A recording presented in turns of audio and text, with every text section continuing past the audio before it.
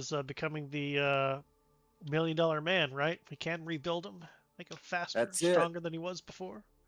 That's it. That happens Wednesday. Yeah, just make sure you don't have any infected ingrown toenails or anything, bud. Oh, they're gonna look. They're getting both knees done? Huh? Both knees? No, just one at a time. Man, you don't talk as loud as Dana. I have to turn you up. That's because Dana yells. Yeah, she does. Yeah. Yeah. I can yell. we're all like, yeah. I know. Although I'm gonna miss her yelling that she hates us. I hate you guys. Hey, there we go. We got it. Yeah. It's just not our name. It really isn't. It really she'll isn't. be home. She'll ish, but then she'll just scream it from the back. You gotta wait till we mention the elevator before you say that you hate us. Right? Oh, I'm sorry. The I don't know. I was gonna... gigantic or the enormous. I don't remember what it's called anymore. It's already gone. Look, we didn't play for so long. I forgot what it was called. Oh, enormous purple the vein. gigantic black throbbing purple vein mushroom penis elevator, something like that. There you go. Yeah.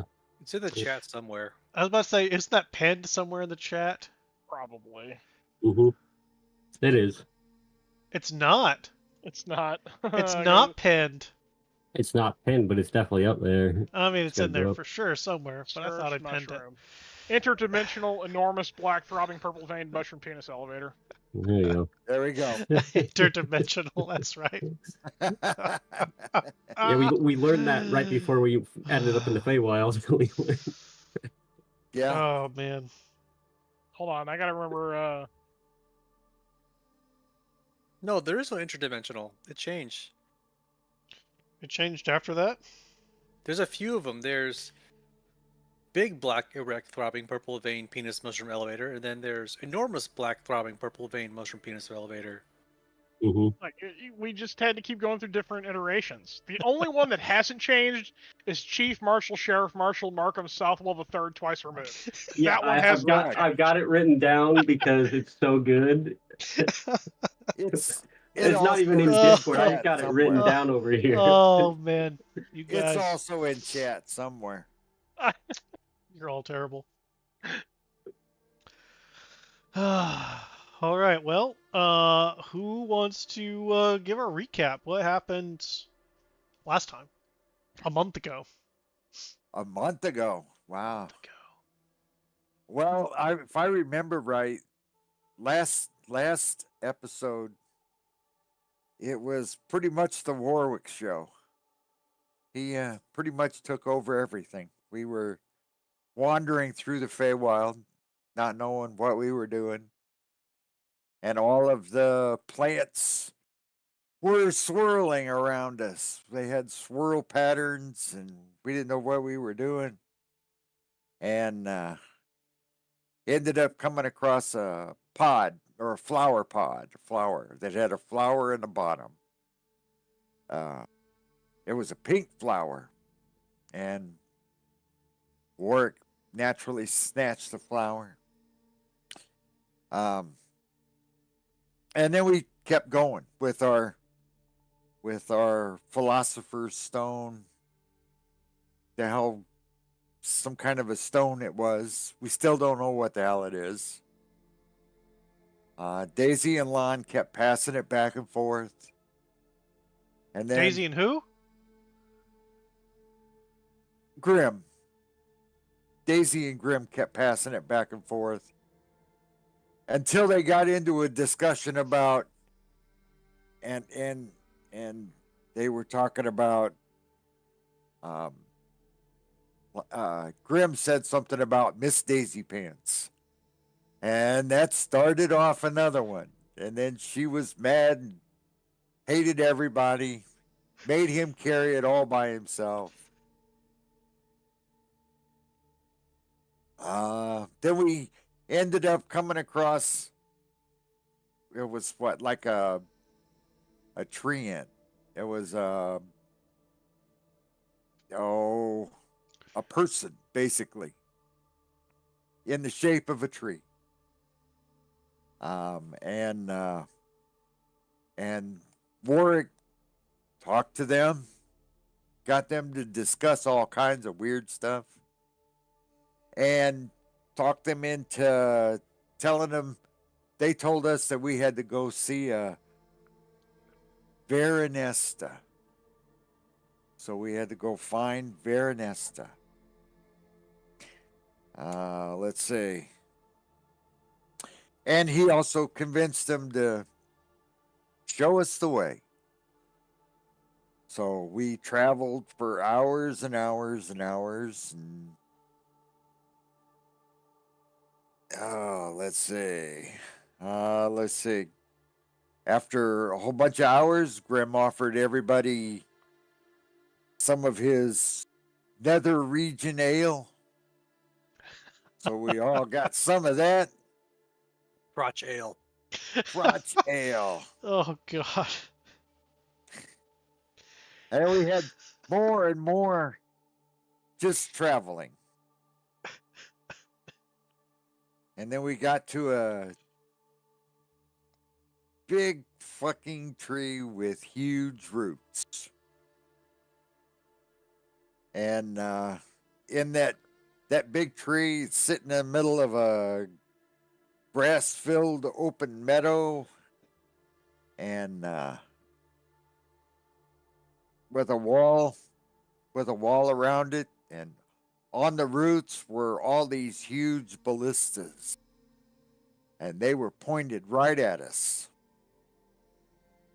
So Warwick, in his indomitable fashion, talked us past the ballistas in the beginning, and by making up adventures that we had and some we didn't have. So he gets us through the gate, and we're walking along, and we're carrying our philosopher's stone / heavy rock that's a pain in the butt. And then the ballista fires and tells us we have to either leave the rock or we get to face another ballista. So, of course, we leave the stone. We really don't have any other choice. So we come to these great big massive doors, and Warwick does his thing one more time and manages to get us in the door. And when we enter, there are all kinds of odd things going on. People are in various states of undress and copulation.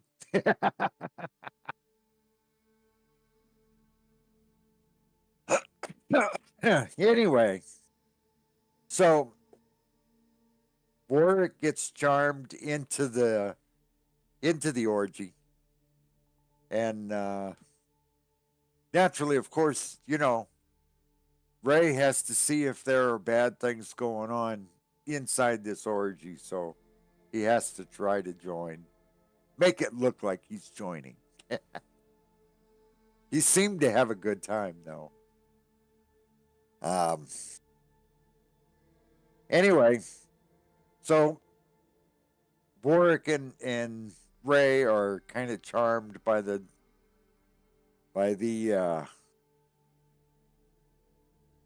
orgy, and they're starting to get involved, and they get saved by more of Grimm's crotch ale. That breaks the spell, knocks them both back out of it.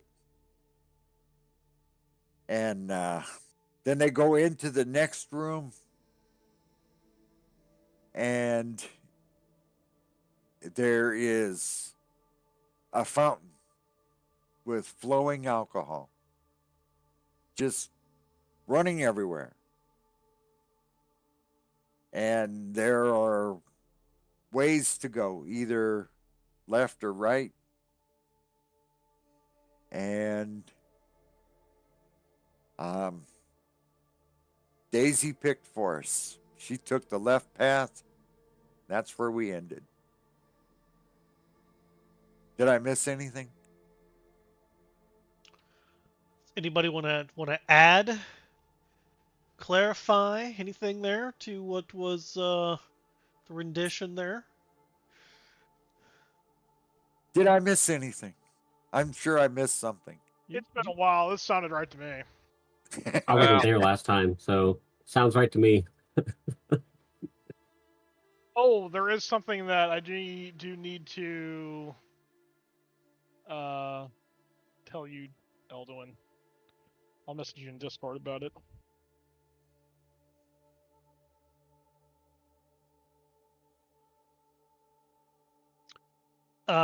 The humanoid people that were tree-like, you all think were dryads. One of them partially came out of a tree. Yes. They did mention a few things about wanting to pet the ears of one of your party members, and that another one looked fun for extracurricular activities.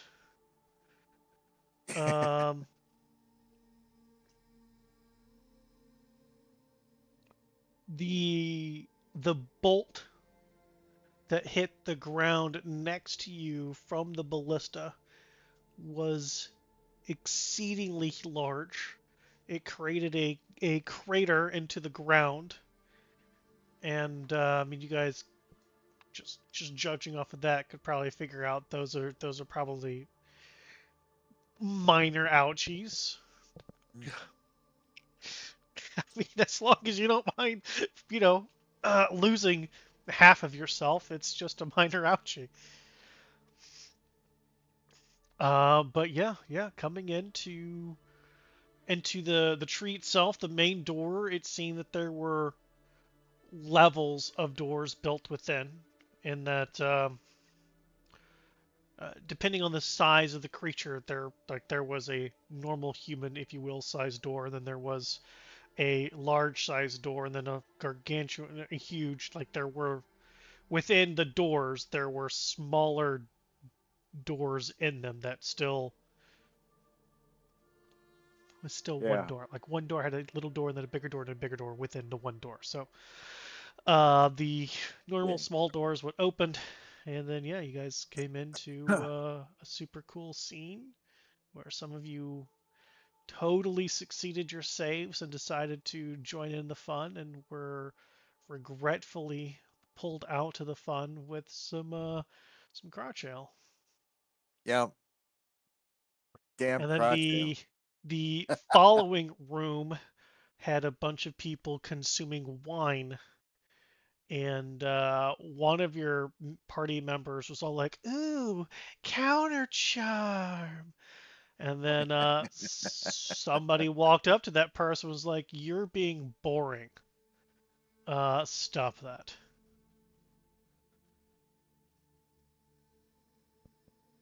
Okay.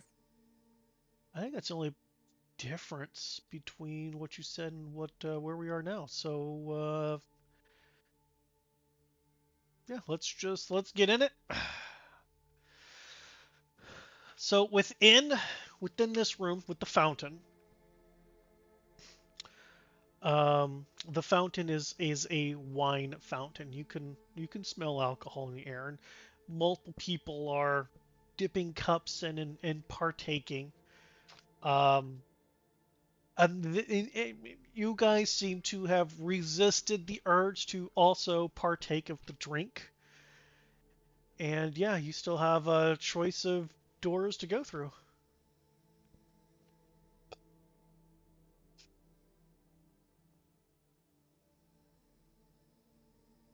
Okay. Well, if I remember, Daisy was headed towards the left door. So that's I All I right. don't I mean, know are if you any following her, Ray? um probably gonna just ask her if that's really the way she wants to go. You So want he me does. to make a decision about something. Yeah, no. I would never ask for such a thing.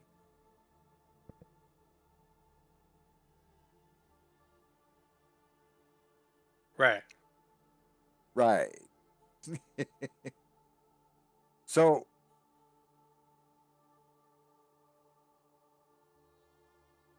So why are you following me? well,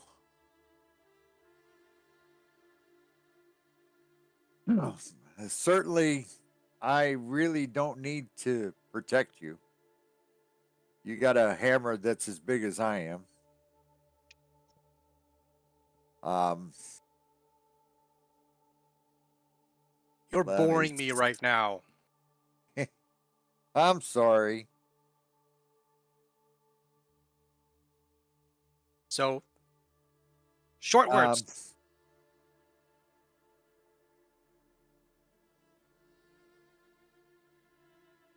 I'm bored. What are we doing? Daisy, which two of these doors do you think looks more interesting? Which one's going to be more fun?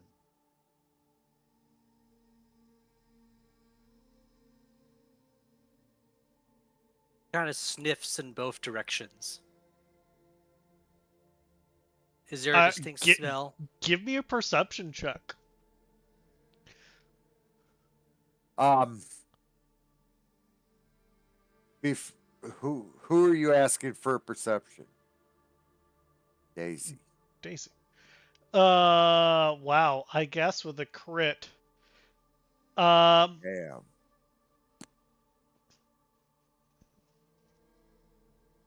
What do I smell from the left?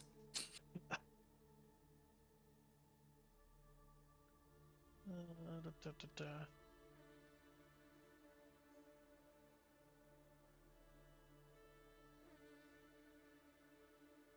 That is not how you spell that word. Let's fix that. There we go. How come this room on the left smells like burnt rubber and lubrication? What the hell? No.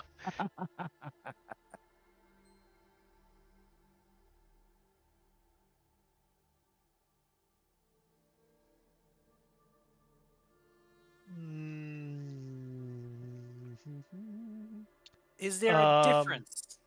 Is there a difference? no, there's no difference. Uh, I think you guys have only had the one long rest in the Feywild, right? I Correct. think so. Correct. So we didn't use any of your abilities last time. Oh, I need to hit long rest because I'm missing like a couple spell slots and stuff. Yeah, because I'm Yes. missing two spell slots as well. Well, you've cast something though. I know Wark cast Identify. Yeah, Enhance Monsignor, ability you cast Enhance Ability. Yeah, twice. twice. Yep. And this means I can also switch out spells since I didn't do that, I'm guessing.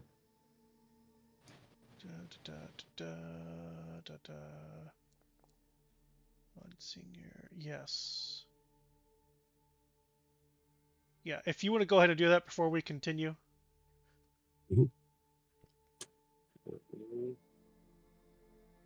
And I think I just want to switch one spell.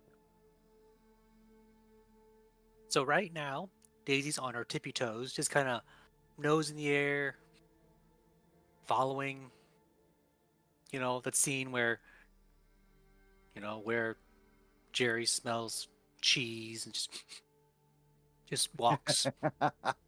Just walks to the left.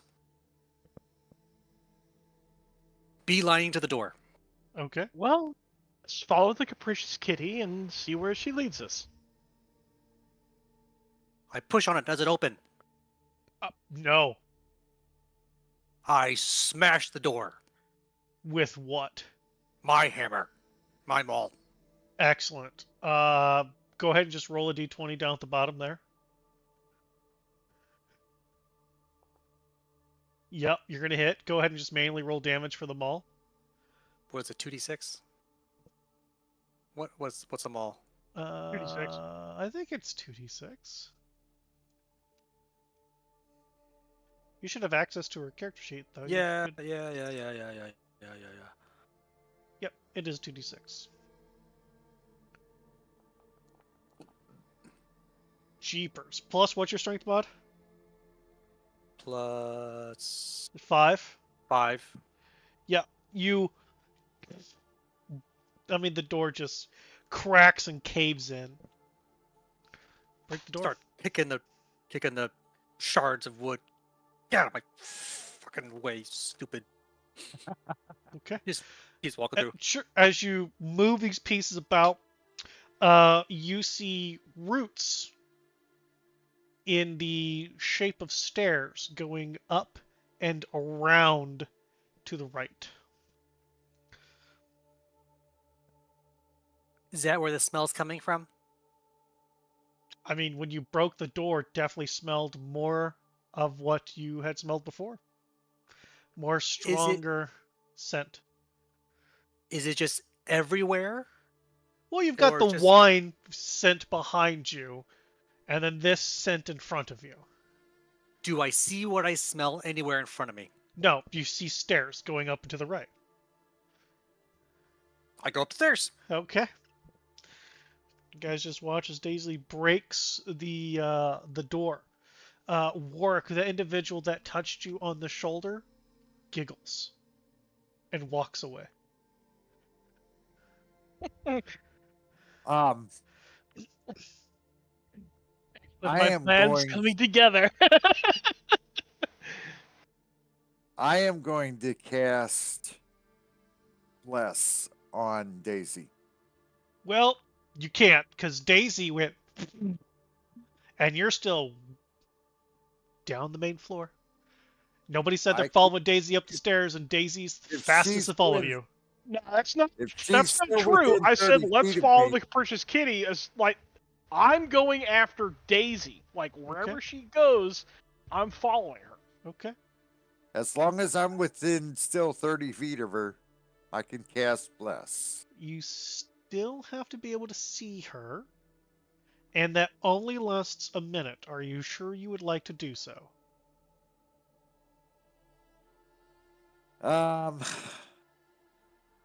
I mean, if you want to, go right on ahead. I'm happy for it. Yeah, I'm gonna go up the steps enough to be able to see her and cast it. So who else is getting blessed then? Is it? Are you Grimm's not- just going to do? Hang on a second there, Grim. Are you No, just I'm going to gonna do do Daisy, or I mean, you get all people. three of it. Daisy and Grim and Warwick. If I cast it as level 2, I can do Eldwin 2. So you're gonna cast it a second level spell. Yeah. Go ahead and cast your spell. Make sure you you upcast.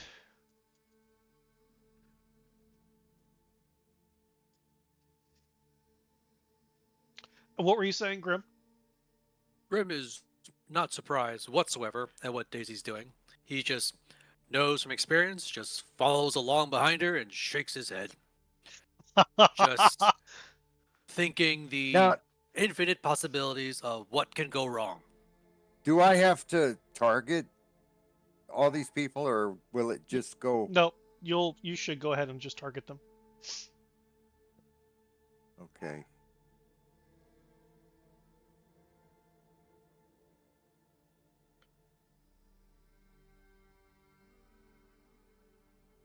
Daisy and Grim cast. Very good. And I'll pause the game so that way the timer stays on for the minute or so. Okay, so as you guys are following Daisy up the stairs,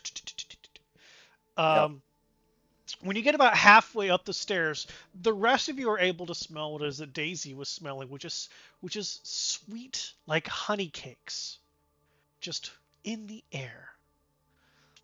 I need everybody to give me Constitution saving throws.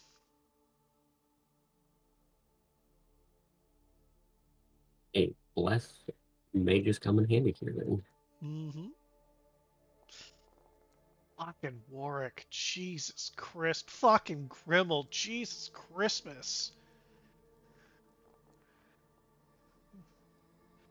I mean... Alright, so hang on. Daisy's first, followed by probably Warwick. Grim, you wanted to cast a spell. Is that about right for my marching order? Good enough? Yeah, because then everybody gets fucking Grimmeld's +5 bullshit. God damn. Cool. I mean, it smells so good, your stomach starts grumbling, but you're like, nah, this place is kind of weird. Let's just ignore the grumbly stomach for a moment. Yeah. As you get upstairs, you are in a hall. You come up to seeing a table that is just filled with all kinds of cakes and cookies and breads and, strangely enough, like teas and other things to drink, and the table just seems to go on for 20, 30, 40 feet. On the opposite side of the table, you see another opening like what you're coming from, and you can tell that it goes down and to the right, probably where the door on the right probably came up to. Up here, you just see people just continuously gorging themselves on these sweet treats and drinking and eating. And when they get too full, they release what they ate off to the side somewhere, not really caring where it lands, and continuously shoving more treats into their mouths.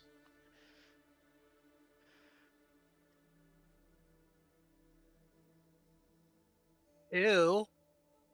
Really?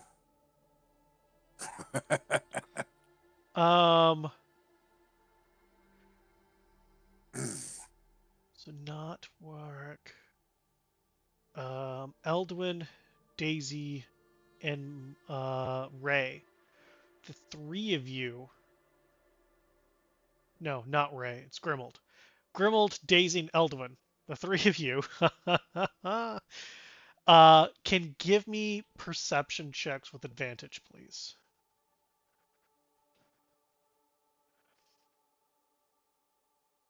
Are you sure about that? Do you really want to roll with advantage? Yeah, I do. All right. I mean, you only got a 32. That's weak sauce. Yeah. For me, that is low. It is. That's what I'm saying. You only rolled a 16. You could have done better. Grimold, you don't notice, but Eldwin and Daisy, I mean, I guess by extension, you notice.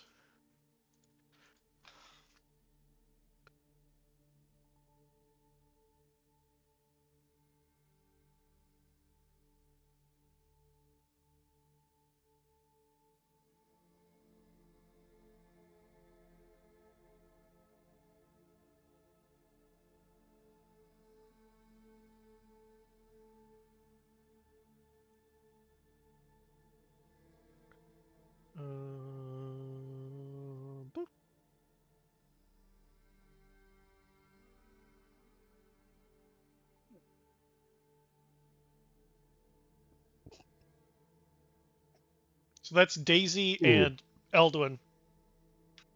You're able to discern that little extra bit of information. Very nice. Can This is great. Is my sense of smell still what I originally smell? Yes. Yeah, your sniffer and your eyeballs are not exactly united right now.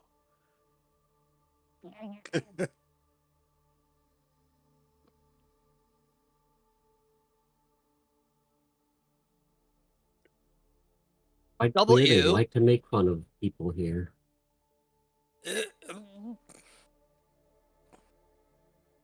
Grim, you won't even eat that. And I know you eat a lot of weird shit. Pun not intended. But, no. If you eat that, I will stop being friends with you. I will kill you. You will never talk to me ever again. Ew. Oh, wow. Ew. All like, you eat this and I'll kill you. Ew. Oh. Oh. I need to leave. I don't care what you fuckers do. I'm leaving. Now I gotta find who to fucking kill because I smell cakes and I'm seeing this Yeah. crap. Yeah. So I mean, someone's gonna die. You smell cakes, and you're seeing cakes. No, it's really not cake. Warwick, I will be nice and let you try the first piece of cake. That's going to be a hard pass, as we were warned not to eat or drink anything here. No, right. no. I was told you are allowed this one time to eat one piece of cake. Daisy, I'm gonna need a deception roll, please. Work an insight roll, please. Oh no, my Achilles heel. Not insight. That. I think you're good. Like this cake is the it's moist. It's chocolate flavor. You said the word. It's like Pee-wee's Playhouse. And you get to wash it down with a nice lemonade. Question really quick. Is Daisy actually holding this cake in her hand? No, I'm pointing on the table. Well, you were like doing the motion like you're holding it out to me, so that's why I was confused. I'm motioning you to go over there and stuff your face with this piece of chocolate cake and wash it down with lemonade. I do it. You know what? My insight being what it is. I mean, you see what while she's saying this, she's having a hard time keep their composure and keep whatever's in the tum-tum staying in the tum-tum. But there are also people who are, releasing what they have in their tummy all around. So who knows? Well, with my insight and the way he worded things, does that give me any extra insight into what the cakes and pies on the table are? Considering their chocolate cake and some lemonade. I mean, you can tell they clearly aren't whatever it is they say they are. They're definitely something other than, but as to what other it is, unfortunately, you don't know. Warwick, I dare you. Oh, really? Well, I triple cat dare you. Whoa. Get To triple do cat what? dared. I know that I broke protocol and went right over the double cat dare. But still, you can't. the you dare can't break, stands. You can't break the cat protocol. Oh, I just did. It's like that one time that Grib was telling me about where he triple cat dared you to stick your tongue to a frozen flagpole.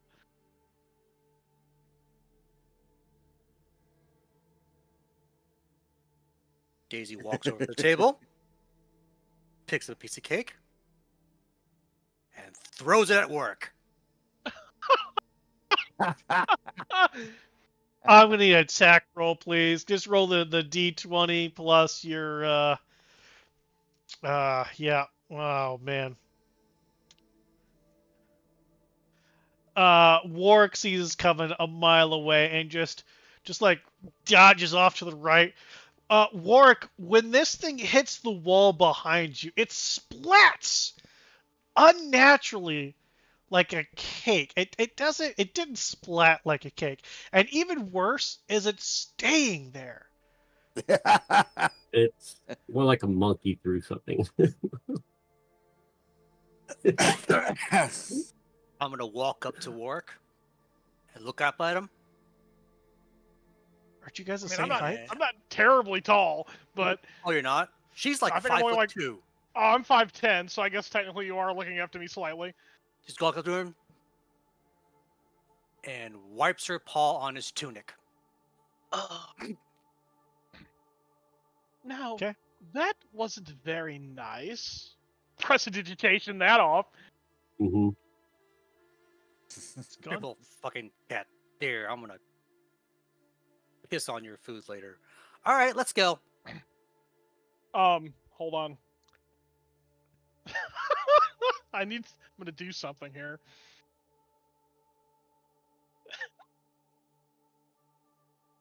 You know what? It's totally worth it.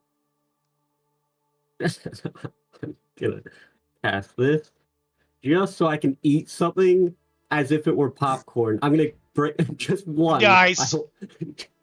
While this is happening, I'm just eating one good berry as if it was popcorn. I will say that the grumbly or tumbly is gone. Nice. You legitimately were But hungry, which didn't is we weird. eat Goodberry just a little bit ago when we were walking here? I vaguely Not that remember I know. Elduin casting Goodberry, and we had some good berries on us. I don't That remember. might have been the day before, not today, because,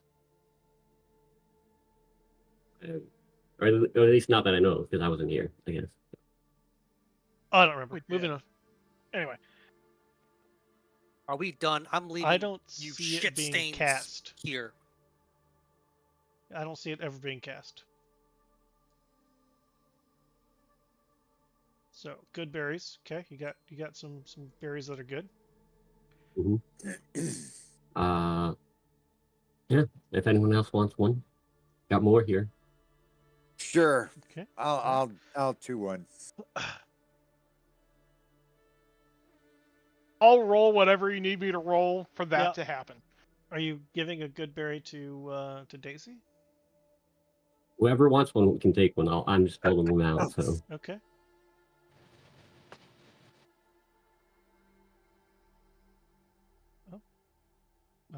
Okay.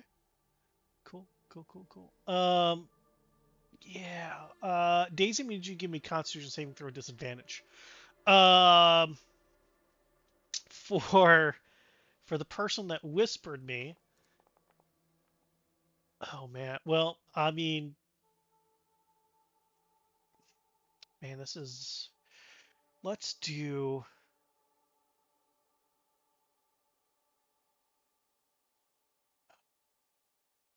Sleight of hand, but using your spellcasting modifier.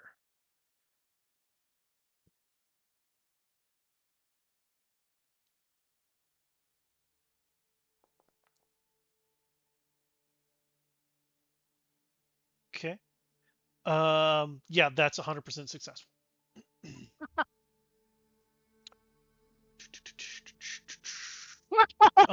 Daisy, I need you to give me a perception check with disadvantage because you're kind of Yes. well, you're occupied at the moment.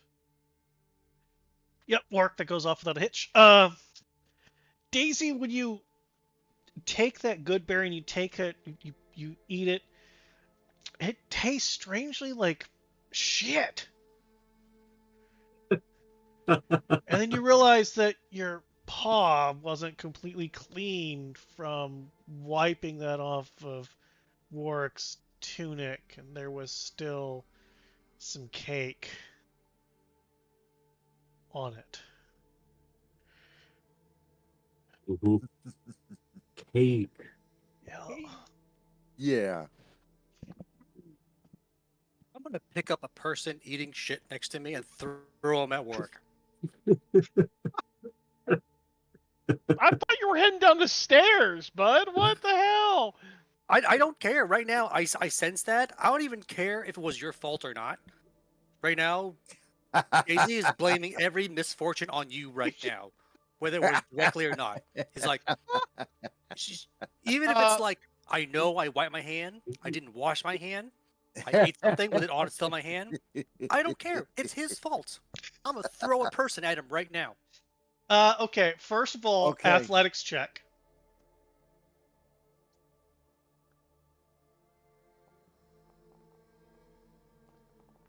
I I don't know really why I wish have I could eat work more than clicked. one good berry right now, but I can't. Uh, all right, Daisy. The person eating is fighting. Is actively fighting you as you take them away from what it is that they are eating. Like they are elbowing you, headbutting you, kicking, screaming. Everything on them is just being wiped and smeared all over you. And then you chuck the person to work. So strength ability check.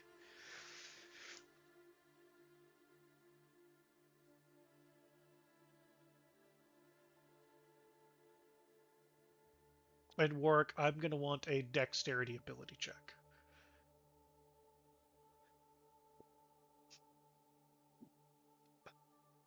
Refresh my memory. Are the spirits talking to me in here? Yes, they are. Okay, cool. Yeah, you get down as his body flies right past you, hitting the wall next to you. The person falls to the ground. They get up, don't care about what happened, immediately run back to their spot and continue eating. Since I still have my secret weapon deployed, I would like to use it to scoop up a pile of cake Okay. and just right into Daisy's face. Oh gosh. Okay. Man.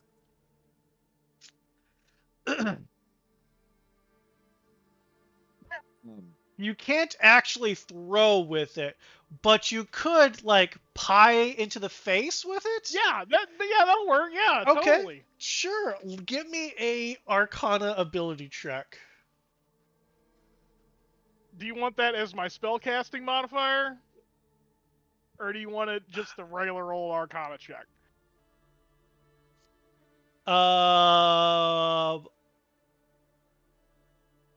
Regular old Arcana check. This is the Coolio. manipulation thereof right now, pushing beyond the limits here because it's funny. Can I see And what's going on here? oh man, Daisy, I don't know if you can oh man. Daisy, you see this coming. It's coming pretty quick. You have danger sense. You don't want it to touch you. So dexterity ability check with advantage. And of course you see all this. I mean, you're popping popcorn, imaginary Yeah. popcorn, but it's popcorn nonetheless. Yeah. Since Warwick hasn't taken I- one yet, I'm going to walk over and offer him a good berry so that he can enjoy the popcorn while he enjoys the show that he's creating. Give me just 1 minute there, Elduin. I'm taking care of a very naughty kitty right now. So Daisy, as you dodge out of the way, like this thing just whoosh, and you're like, yeah, fucking got you. And then as you're like mid-height, it comes around from the side, just smashes that cake all up in your face.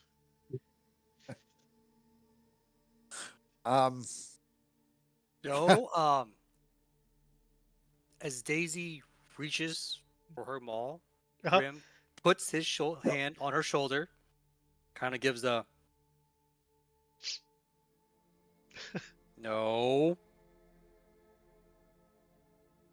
So Daisy turns around, takes out a little black notebook,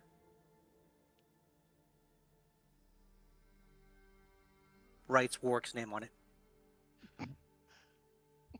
I just get death noted. Sounds like it. Anybody have any apples? We'll get you cleaned up, Daisy. See, I'm learning. 2 years ago, he would be dead. So, I deserve a treat later for not killing a man. Excuse me. At this point, this is where she goes, I hate you. I hate all of you. Yes. That's true. Now, Daisy, Shut up! in my defense, you Shut did up. start this. I I'll don't help you care. clean up. All you need to do is say those magic words. Oh man. I look at Eldwin and I say, Did they- I think we need to get everybody out of this room before this erupts really bad. So Daisy splurts out, clean me up or die. And then Grimm's like, I don't think those are the Please. words he wants to hear. please. That was better than expected, but no, I'm looking for a contracted word. That's like a letter, apostrophe, letter, and then one word after that. That's 5 letters, starts with an S.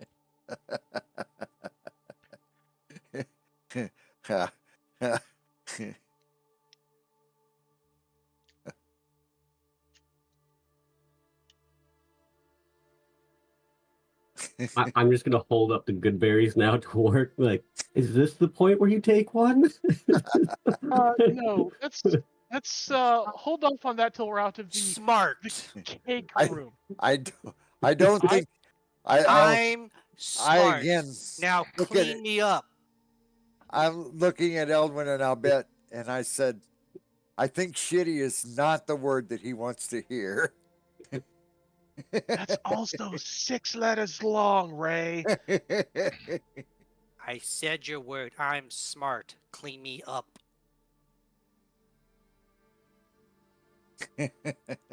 Grim, you'll work on this later with her, I assume, correct?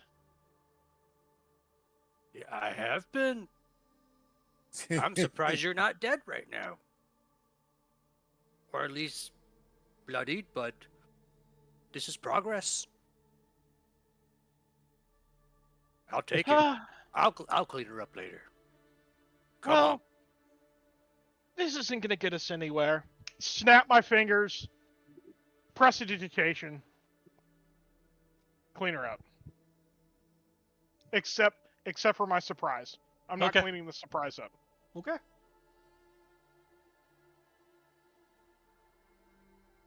So Daisy's face is clean. And she just storms off Where's she going? down the stairs. You guys see her go down the stairs, and you see her coming up the opposite side. She's back. I think we have to do something in this room to be able to leave, is more like it. Yeah, I think you're right. But what? Warwick, is this your doing? Your stupid spirits? Are they making me do this? No, not that I'm aware of. I mean, normally they just whisper things into my ears and, tell me when you're apparently going to pick up a party goer and throw them at me.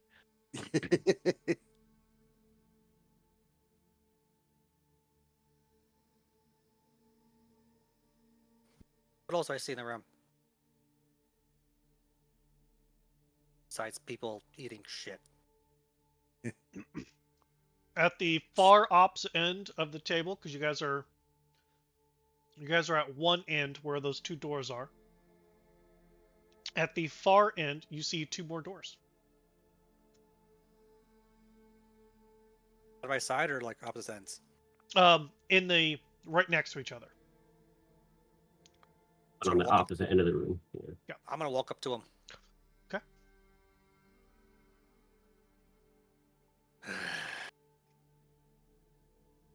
Grimm's behind her, just not surprised.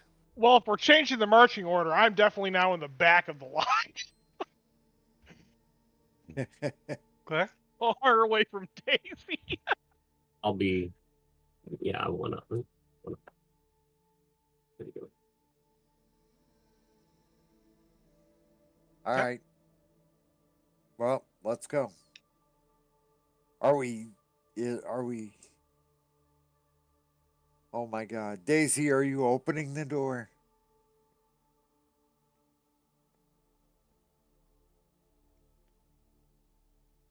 Any discernible difference between the two doors? Give me an investigation roll, Daisy. Just pocketing a good berry since nobody else wants one. Well, I already had one. So Yeah. So there's 6. Daisy looks like 4 doors. people took them. It's kind of annoying. I smell each one. Smell the same?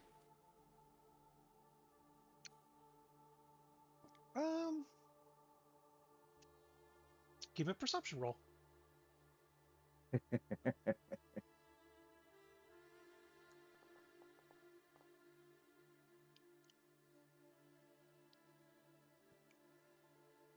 Still smells like super sweet cakes. The doors don't seem to have a different smell.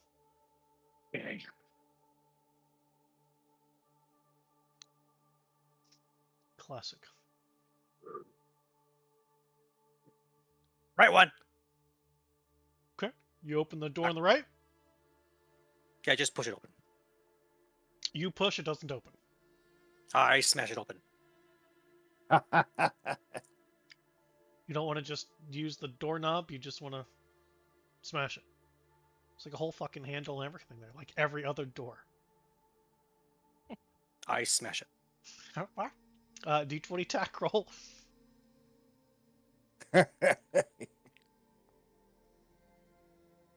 Yeah, you hit. Roll damage, 2d6 plus 5.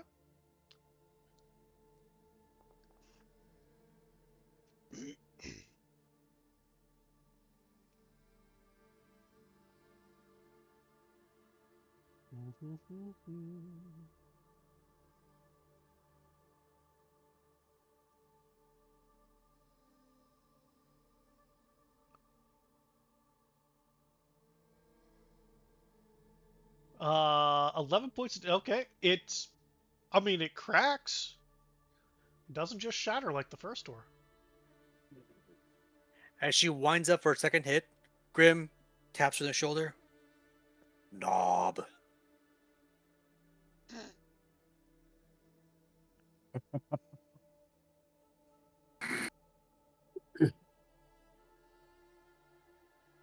Turns a knob. Yeah, it opens. Bunch of roots going down. At least the door on the right. Just goes down. Okay.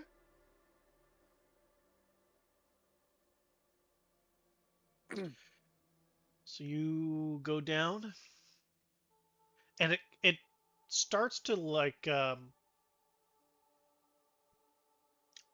bend to the right a little bit, not quite a spiral, but not at least not like a tight spiral, but it's definitely very rounded. And you're going down and down and down and down and down and down and down. It's getting cold. Huh. Every so often, you'll see a some kind of a gem embedded in the wood of the. When you guys are in a giant tree that has a a dim green light, kind of lighting your way as you continue going down, down, and down, and down, and down, and down, and down, and down. Grim, I'm bored. Just keep walking.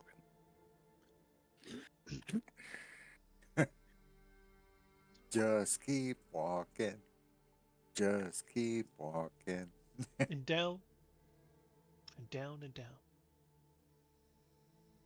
and down, and down, and down, and down. 30 minutes, still going down. Now she's kind of like skipping down the stairs. So it looks like she's got a tune in her head. Oh, cool. Dexterity ability check, please.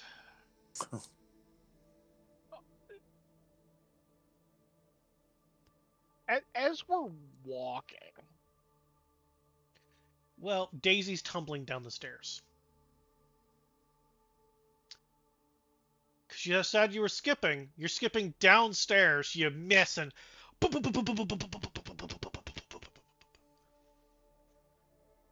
Does she stop and recover? Not that you guys are aware of. She just keeps going all the way down. I mean, she keeps going. As you were saying, work. as we're walking down these stairs. Yep. This is like the inside of a tree, so there's roots and stuff with that gemstone in it. Yep.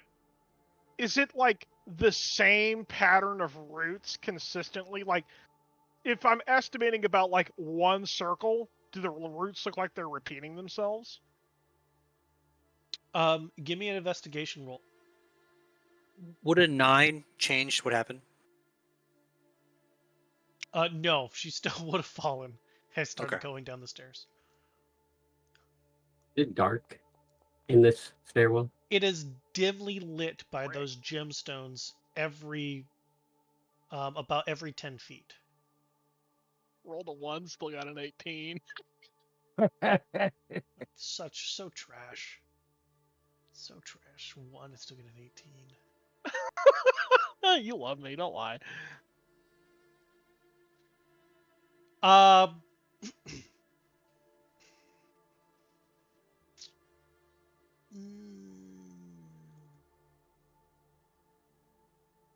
War, give me a nature check.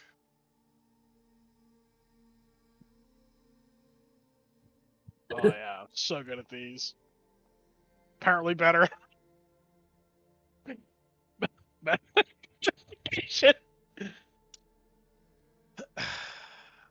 Now, you're not exactly sure what type of tree you're in because it's a big fucking tree.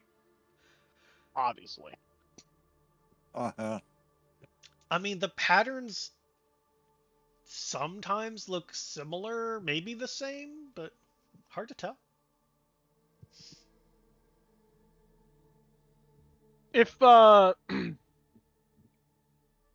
hold on. I want to test a theory really quick, everyone. If you want to just stand still for just a minute or two here, and Okay. let's. Daisy comes tumbling down the stairs above us. Ooh, yeah. Would you think it might be useful to, have a little more light in here since it's kind of dark? I mean, I can see just fine, as far as I know. But if someone's feeling a bit unilluminated, yeah, I mean, be my guest. Yeah. So does Daisy come falling above us now? No. Alright. In fact, I need Daisy to. Daisy eventually catches herself. Does she just keep going down, or does she go back up with the rest of the group? Go back up. Okay. You guys see Daisy coming up? Okay. Yeah. I'm gonna touch one of the gemstones and go ahead and cast light. Okay.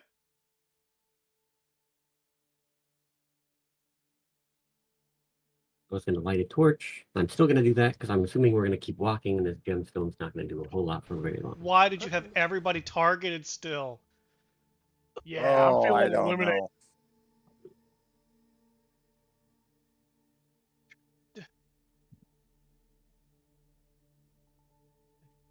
Murder that effect, yes. Yes. Untarget everybody. We targeted so many people. That effect. Okay. Do, do, do. You other two, you know how to do it yourself. Delete that fucking effect.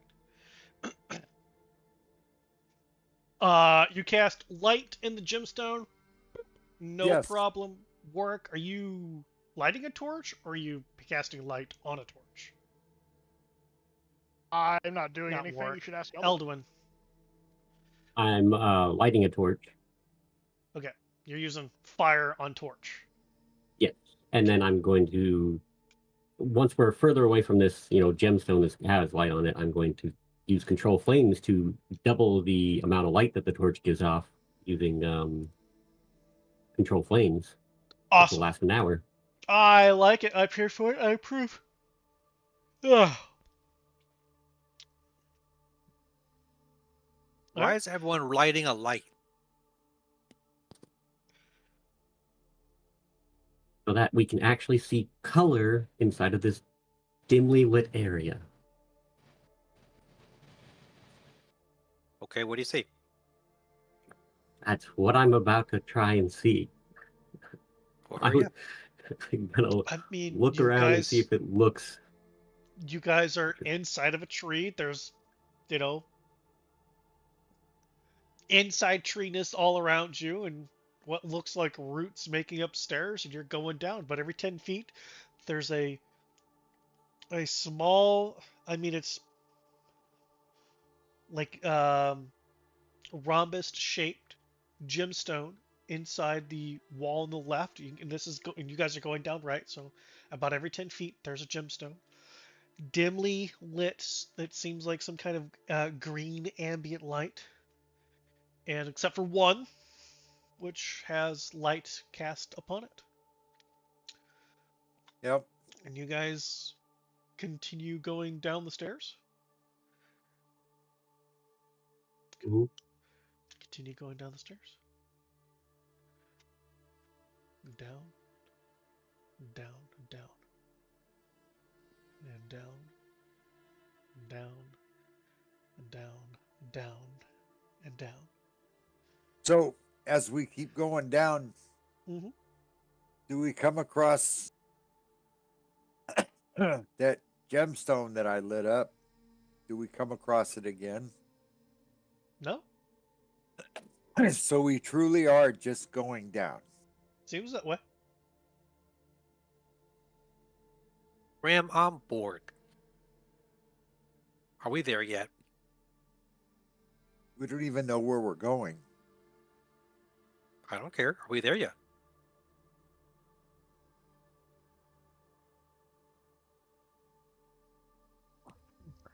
I mean, if you want, we can turn this whole adventure around and go back up. Okay. I mean, but don't you want to know what's at the bottom of this incredibly long stairwell?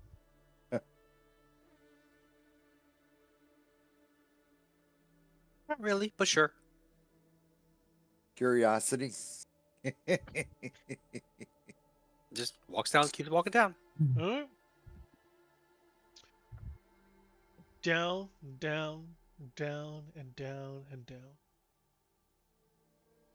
After about another 30 minutes, you can see there is coming from around, or at least, yeah, Daisy can. Everybody can. Yeah, everybody can.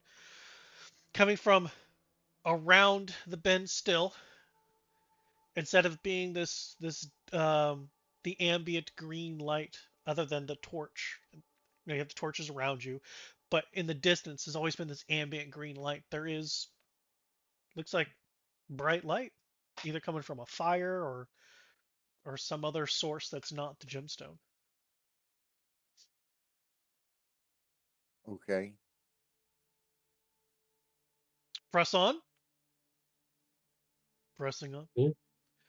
Down, down, and down. Coming around the corner, you see a gemstone that's brighter than the rest. That's brighter than the one I lit up. No, it's about the same. Yeah. That figures. It was a really long illusion. Huh? Why don't everybody just- give me I- intelligence ability checks, please?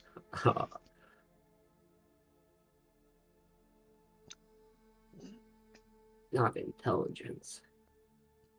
Oh. Ouch.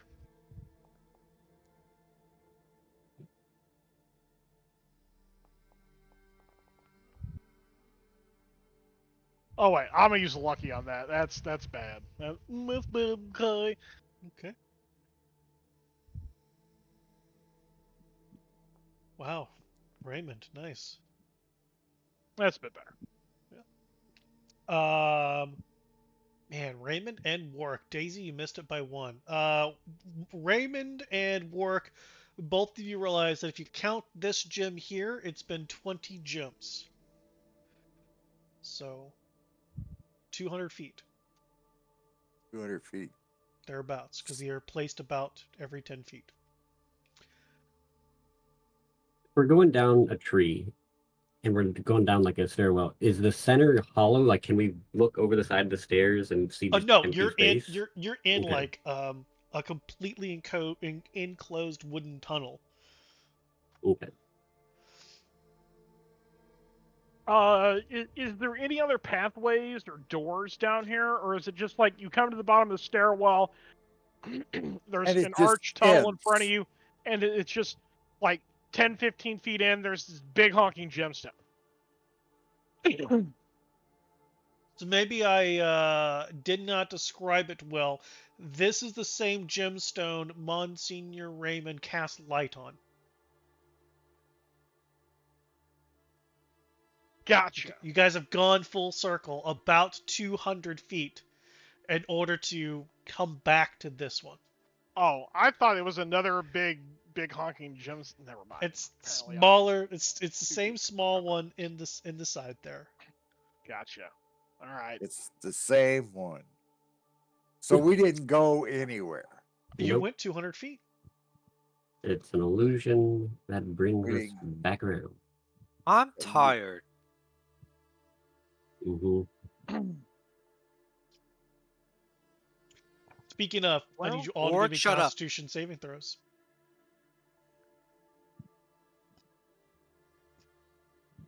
Warwick, shut up. Uh-oh. You need a Constitution saving throw. Affirmative.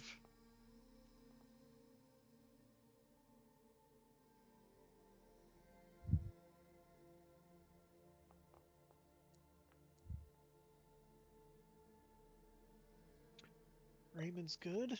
Daisy's good. Eldwin's good. Grimald's good. Warwick fails. Warwick, you're tired.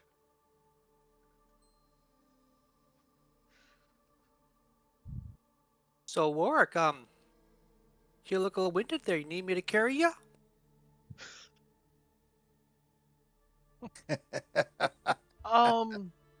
No, but thank you. Mm-hmm. So instead of throwing shit next time, maybe you should do a little workout.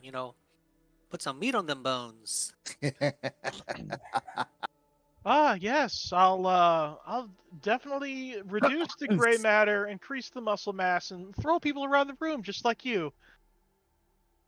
Yeah, exactly. See, I knew you were smart. As you guys are standing here having this conversation, it smells strangely sweet, like cake, in this little spot right here. It is the same smell. Yeah, it's the same smell. You guys want to go back up now? Because it doesn't seem like we're going down. We're not going Fine. anywhere. Let's go back. Stupid eeny, meeny, miny, mo. Did you wrong? Okay. Oh, you guys are gonna go back up? At least 200 feet to find out if we're stuck here. At least 200. So the spot where I smell the cake again, Yeah. I'll start like tapping the walls, see if I can find something. Oh, okay. Go ahead and give me a investigation roll.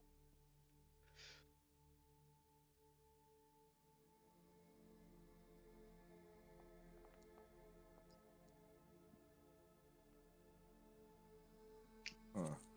I mean, if looks and feels like tree. You're not really sure where this is coming from. Daisy, what are you doing? I don't know. Did you guys Feel turn it. around with Warwick and leave and start heading up? Yes. Okay. Begrudgingly. Daisy, as you walk a few feet, you don't smell it anymore.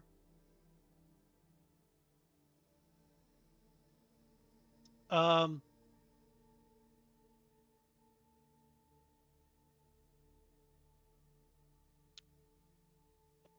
guys, go up, and up, and up, and up, and up, and up, and up, and up, and up, and up, and up, and up. Counting the stones.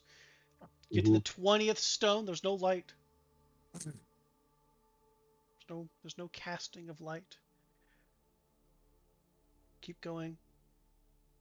And then the gemstones change from green to blue. Ooh, Oh, great. at least we're getting somewhere. No, we're not. Change is change. Are we there yet? Grim, I'm tired. I'm hungry. And up. And up and up and up. And up. And up and up and up. And up. And there's a So, door. I was going to say, as we go up, is there ever a place where there's a door or a tunnel or something? You're in a tunnel. Guys have got a good workout. You guys did not skip leg day today. Obviously. Warwick, there's a door in front of you. Excellent. I will reach for. Hold on. Is there a handle and There- or knob on there this is- door? There is Are the hinges on my side, or do I not see any hinges? They are on your side, as though it pulls Excellent. open. I will open the door towards me then. Okay. Cool. You open that door, and there's another door. Ooh, Excellent. I will open that door as well. Okay. Does you it open that inwards door. or outwards? That one's a push in, Okay. and you see more roots and steps could go up and to the left, and the gemstones are red.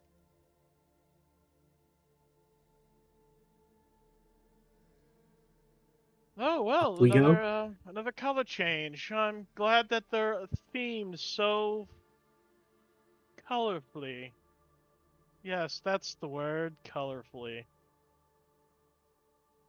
Huh.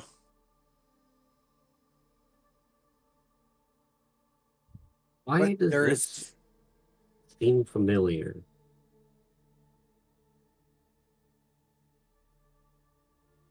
I feel like I've this heard stories about this or something. is this kind of like the penis elevator where we're just gonna keep going until I mean, I've heard you guys talk about the penis elevator. well, so- there were different colors on the different floors, but you know, that was made out of giant penis mushroom, and this was a tree. Giant tree penis. giant tree It penis. gives a whole new meaning to having wood. Oh man. I mean, And with how this is big where this she would tree was again to say be how able much to she see the hates top. us. That's I hilarious. hate you Yes. guys. There it is. Thank you. Yes, there it is. What would we do without that? Have I I don't ever know. heard of a tree that has gems like this naturally, or is it obviously that these were placed here? You have never heard of a tree having gems naturally. I can give you that for free. Cool. Well, let's I guess keep walking. Well, obviously, we don't have any other choice, do we? Probably. It's not I like mean, we can open another door and go a different direction.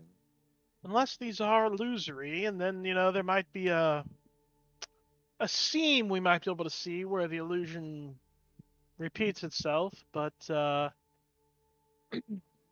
be honest, my thighs are burning, so don't count on me to spot it.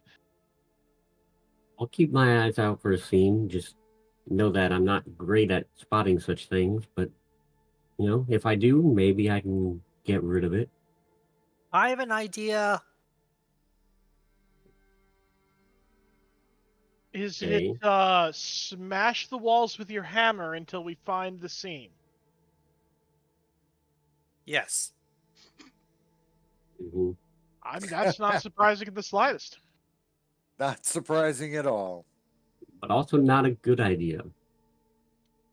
Why? I'm Probably not. tired and bored. And keep smelling shit. Technically, you're smelling cake. You just know that cake is not cake. That reminds me. Whenever you guys stopped and we're discussing this door, Daisy, that smell returned. But I'm smelling cake every once in a while again. Like I smell it now. I don't smell it before. So Why do I have the feeling if you're the one smelling it, you're the one carrying it? but I don't always smell it. That's the weird thing. Only like every certain areas. Like if we go up a certain amount and we is it whenever I see this gem that I smell it? Give me an intelligence ability check, Daisy. I know I have a feeling I know what's going on here, but I'm seeing if I make the connection. You're realizing it's whenever you stop and you're standing still for a few moments, maybe a minute or two, that Yeah. you then smell it. Every time I stop, but that's weird. So I don't know. Why can't I try to find a door the brute force way? The way you're doing it obviously is not working, so but we did find a door, so it is working. we did. Yes. Yeah, you guys Where? are right there at a door. They've opened two of them. Yeah. And it didn't take us anywhere. Well, But to there's another more set of stairs steps. and different colored gems, so it did take us somewhere. We just don't know where that somewhere is yet. Okay, While they're okay, just shut up. But anyway, can I just while they're discussing this, I want to close both of the doors, Okay. and then I want to reopen the door that I'm we're in the red hallway, I assume right now, right? The red tunnel. So you guys have walked through. Or no, okay. Where are we standing exactly? So you're Red you're tunnel in the or you're in blue the tunnel? blue tunnel. You open the first door, which pulls towards you, and you had to open the second door, which opens away from you to see the red tunnel. All right. Well, if we're still standing in the blue tunnel, it doesn't matter which side we're on. I want to close both the doors, and then I want to reopen both the doors, like in order. So, Okay. like obviously the furthest one I close first, then I close the one that opened towards me, and then I want to reopen them again. Okay. In that order, like the reverse, You get what I'm saying. You can't close. It'd be impossible to you do it the can't other close way. Yeah. blue door without and then close red door unless you're on red side. Yeah, so. that's what I'm saying. You understand what I'm saying here? I understand. So you open this door, See a door, another door. You open the other door, and you see a red hallway. Well, red gemmed hallway. We're just calling it the red hallway right now, but it's still routes for stairs going up to the left because you guys are going up, and every 10 or so feet is a small rhombus-like gem that is giving off red dim light. Cool. I want to try that again. Okay. Close. Any changes? And then you open. Yep. No changes. I want to try that like 2 or 3 more times. Okay. I just want to see if it changes to a different hallway. I understand where you're going with that, and I'm thoroughly entertained. I say that we close both doors and go back down the steps a little bit and then come back up and open them again. I have something to add to this, Warwick, if you're going to keep doing this. Go for it. I'm just sitting here opening and closing doors like a crazy person. I'm going to take the torch that I have lit. I'm going to set it on the stairs on the other side of in the red hallway. Okay. And then I'm going to come out and be like, now try shutting and reopening it. Okay, I'll do that. All right, so you close the red door and you close the blue door. Now, are you going to do Ray's idea of backing up and coming back, or are you just immediately opening the doors? Immediately opening the doors. All right, you open the doors and there's no torch on the side, but still a red hallway. There's no torch, so it's different. I like it. No, that's no fun. Because we don't know where we're going. It means we can all split up if we all go in one at a time.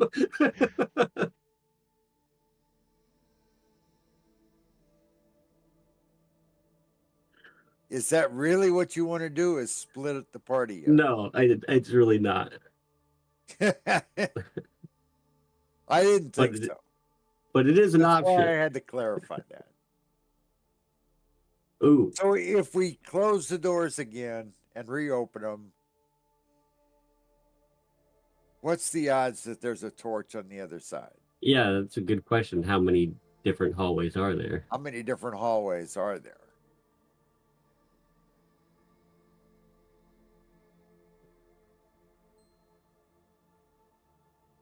I mean, only one way to find out. Let's shut them and open them again. Yeah, let's just keep opening and closing doors until the torch shows back up. There we go. Okay. You close, open, no torch. Close, open, no torch. Close, open, no torch. Somebody stole the torch. Close, open, no torch. Close, open, no torch. Still red hallway. No torch. Okay. Well, Daisy is sitting on the ground reading a book, and Grim lights a stogie. Telling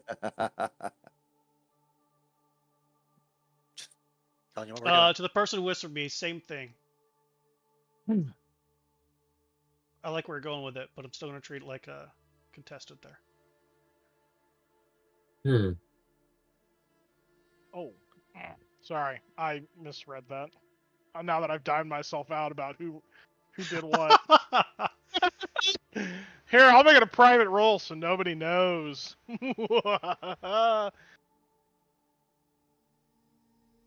You know, we're inside of a plant, right? We're inside of a tree.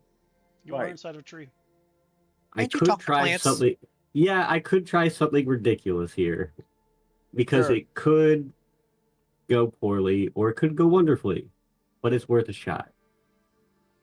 Warwick, that only lasts for a moment before you know that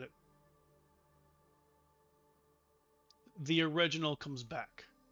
That's fair. Yeah. And you're talking with plants? Yeah. Speaking with the plants. Okay. I'm just going to put my hand on the wall and be like, can you help us? Can you hear me? Oh, excuse me.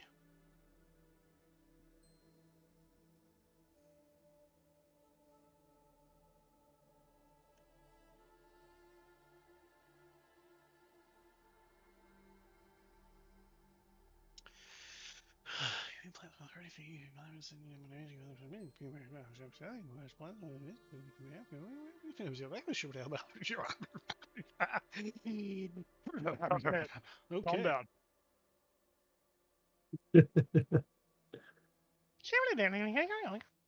Yeah, okay. Let's go to potty break real quick while I see how this spell reacts with what you're in. Ooh. Mm-hmm. Okay. Ooh, I'm just trying to talk.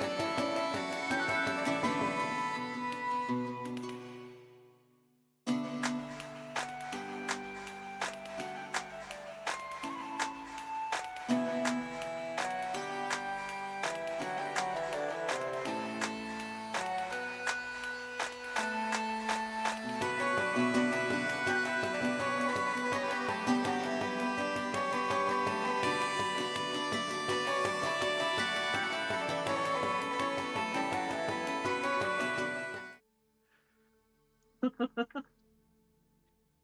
man. Yes. That's All right, awesome. so Okay. Elduin, Oh yeah, here we go. Oh, here we go. you cast Speak with Plants, Mhm. and within your radius of 30 feet, you allow plants a minor sentience, and you guys can have a little talkie. Mhm. And Mhm. when you cast the spell,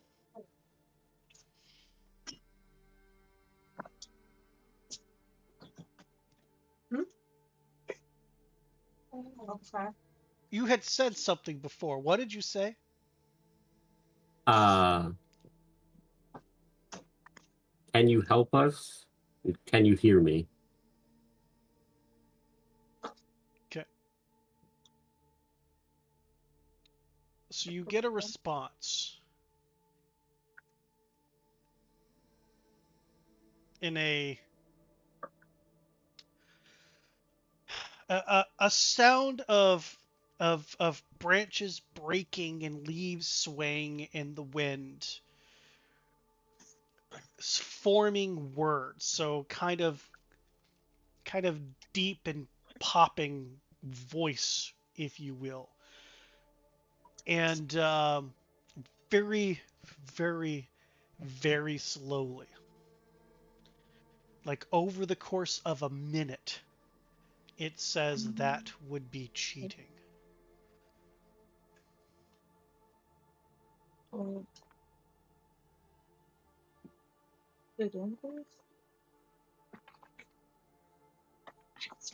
What about a hint of what direction to go then?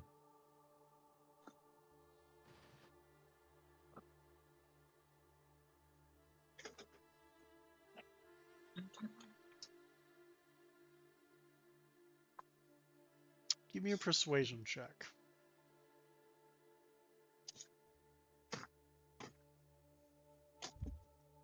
Hey,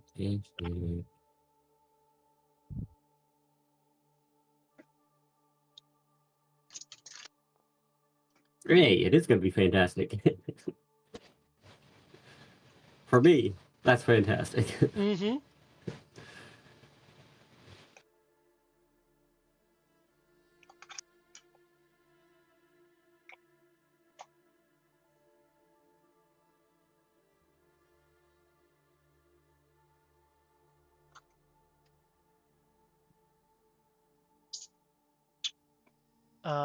Same voice, right?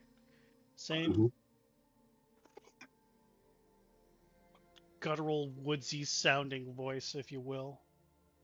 I'm used to that. I know primordial, so. Thought you were gonna say, yeah, I know a guy named Grove Tender. I was gonna Yeah, do yeah. that voice, but I was like, nah.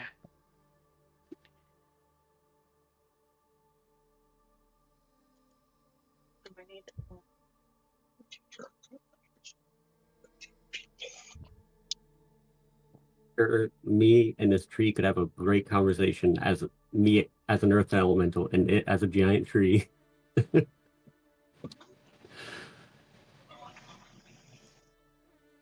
There you go.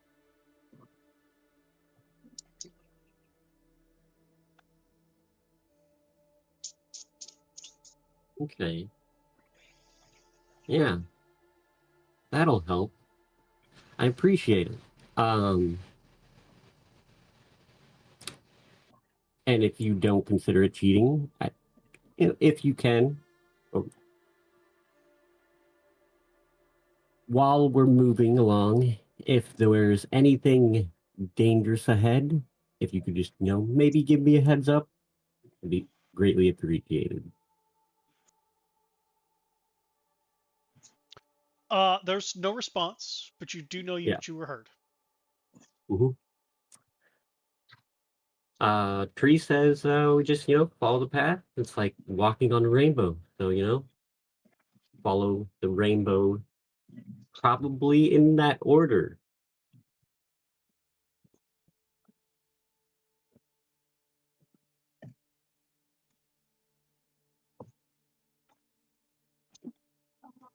Please say you guys know the Order of a Rainbow. I mean, you know what? Do I know the Order of a Rainbow? Yes, you're the fucking order of a goddamn Oh, rainbow. damn it. I wanted to roll a die. Okay. I could roll nature for you, but I'm pretty sure I'll get. Listen, unless one of you has a minus to their intelligence ability Yeah. score, you know the fucking order of the rainbow. So Karis Well, probably thank God doesn't. Thank God we baselined that. I mean, Karis lived underground for the majority of her life, so She's very familiar with red and Mhm. pink and gray and purple. and brown. Those are obviously all colors of the rainbow. Anyway, I mean, yes, we obviously start at red, and then do we have to work our way through the whole spectrum then? I would assume so. Great. So now that we're at the starting line, Hmm I assume we have to go up. I would assume so. Follow the red until we Follow see the a rainbow. path to go to orange. Great. Well, I guess let's get walking then. I mean, climbing stairs for who So knows you're how long. going up the red hallway. So what I Mhm. understand, you're opening the doors again and going up the Yes, red hallway. I guess. Just trying to understand. Unless somebody else has a better idea. Unless we open the red hallway and there's a way to go down. Or we could figure out a way to change. You know, it is worth a shot of going gems. into the red and then shutting the doors and opening them and seeing if there's a different color going down. There is a. I'm just saying it is worth checking, right? I mean, yes, of course, obviously. Okay. So do you guys go in and then Mhm. you're having Daisy shut the doors Yep. and then expecting Daisy to open the doors. We're expecting Grim to open the doors as he prevents Daisy from smashing the doors. hmm Yes. Oh man, I like his shirt. I didn't see the cat eating the ramen before. Yeah, I really like that shirt.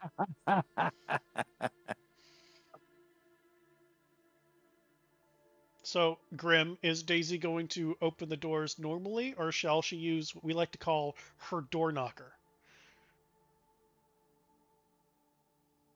Is she the first person to arrive at said door? So the plan is to go into the red hallway and have Daisy close those two doors and then have Daisy reopen those doors to see if there's any difference in the hallway.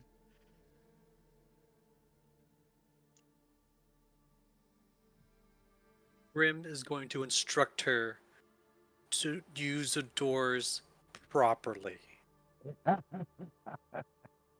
Okay. Much to her chagrin, But she's a cat. Does she listen? Not always.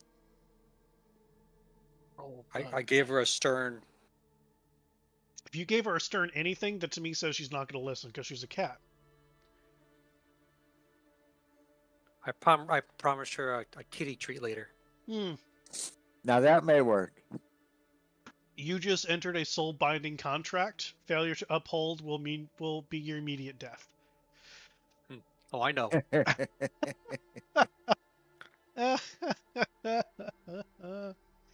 Okay, so she closes the doors.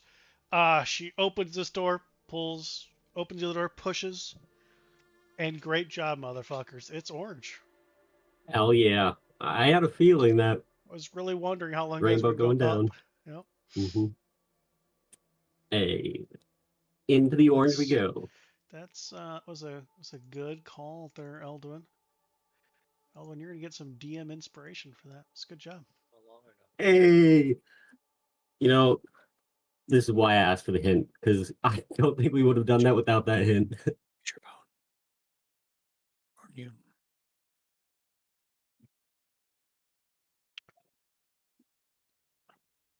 All right, so going into orange. Hmm. You're gonna. Daisy's leading the way, heading down. Grim still got a cigar lit. Going down the stairs. Yeah.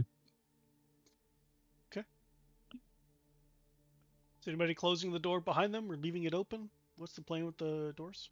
Well, I mean, obviously, with what we've just seen, we have to check. Obviously, we're going to close both doors and then reopen them to reopen see them. what color is on the other side again. Oh. Wow, why would you want to do that? That doesn't make any sense. Look, I Mhm. was No, I but was we'll do it already anyway. on this thought train way earlier, but now we've got some traction here. Hmm. So what color is on the other side of the door now? There a voice in the sky. Yellow. Hell Hey, yeah. before you all start walking down the stairs again, uh this is now yellow, so if we're following the rainbow, perhaps we should go back through the door again. Back through the door. Yes. I would agree. I do as well. It's going up to the yellow. Daisy, you did such a great job earlier. Can you please shut the door and open it properly again?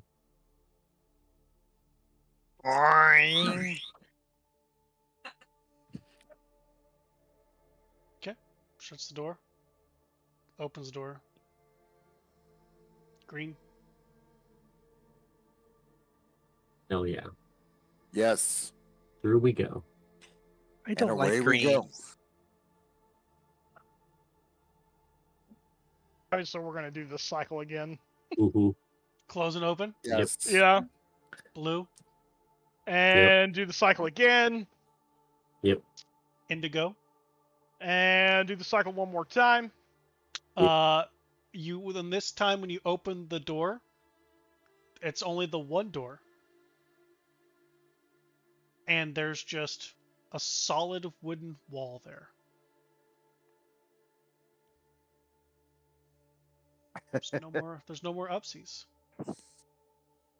I don't like this. I wanted to see purple. Why Well, wasn't there purple? Orc, I why did think you this, fuck up? I think this is the sign that it's actually time to walk down the stairs, or we'll probably find another door that opens to purple. I don't care. Just get me to purple. Let's. Well, you're in the front, so why don't you lead the way? Okay. Going down again. Mhm. Mhm. Yep. Down and down and down and down. Down and down and down and down. And boop boop, we don't need that. The gemstones again still every 10 or so, maybe 11, maybe 9. It's just about that feet. The rhombus like gemstone in the wall. Going down, you get to about the 20th gemstone once again. And there is an archway that has an arched door to it made out of a violet colored wood. See, purple Purple. was the answer all along. You stupid people. I am walking through this door. More importantly, how do you open the door, Daisy? She looks at Grim, and Grim kind of, be nice. Oh, by the way, I Daisy, look- you've stood still long enough. You smell sweet cake. Sweet. I look for a doorknob.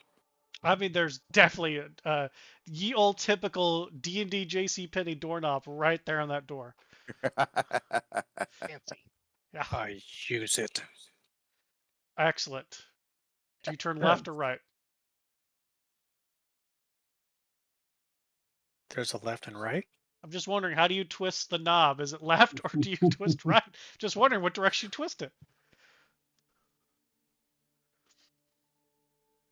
Clockwise or counterclockwise? Right. Okay. And then do you push or pull? Both. You push and pull? I'm very Like- confused. So Push I it and then push. pull it. I push. If it Well- doesn't open, I pull. So push us first. Whichever way it opens. Yes. Okay.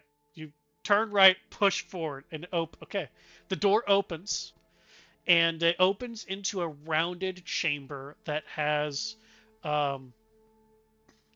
a chandelier hanging down that seemed to be made of some kind of crystal. And it's giving off a rainbow like effect. And it's very pretty, like on the ground. There's this colors of rainbows. And you just hear a clap. Do you go inside? Hells yeah. Okay. Daisy, immediately, as soon as you walk in, it's warm. No longer the cold stairwell that you guys have been on. The rest of you coming inside with Warwick in the back. That door closes on its own, Warwick, behind you. Warwick, Okay. you're the only one who recognizes the individual that is inside this room. As the one who giggled, and the one who tapped you on the shoulder and basically threatened your life for being boring. Oh goodness. Really? As this person goes, well, that has been the most fun I've had in, I don't know, 1,000 years. Really, it was the eating room that really did it. The whole situation between Daisy and Warwick and the food fight and the people fight, that was so entertaining. I'm gonna pull out one good berry and be like, if I had known you were there and watching, I would have offered you one. But you can take it now if you want. Thank you, but no, I appreciate it though. So, you all have come to my home and you've given me proper entertainment. How can I help you? Can I get clean? Can you get clean? Like what? You want a bath? Yes. I did not know that Tabaxi enjoyed baths. Interesting. There is a bathing chamber if you'd like to use it. Oh, my apologies. I am Veranestra. I would also like a cup of warm milk. Oh, you're asking a lot. Please. Ooh. Interesting. She walks through the tree once and learns how to say please. I am nice to people who are nice. Unlike this fucktard back there. But I'm not nice. You're nicer than him. And that's good in my book. So one of you would like a glass of milk and a bath. But I think that's not the real reason you walked through the woods and arrived here. And not carrying the object that you were. I think I would like a tuning fork, tuned to the, plane that we originated from, the material plane. Unless you have a better idea, Warwick. Well, I mean, we were going to ask the way and or a passage to Silvery Moon if it was still here in the Feywild, or if you had a way to send us back to the material plane without having to travel all the way to Silvery Moon, would be greatly appreciated. Also, I have a tale to tell you, so to speak, as I believe that was something that we could offer you as potential payment for said service.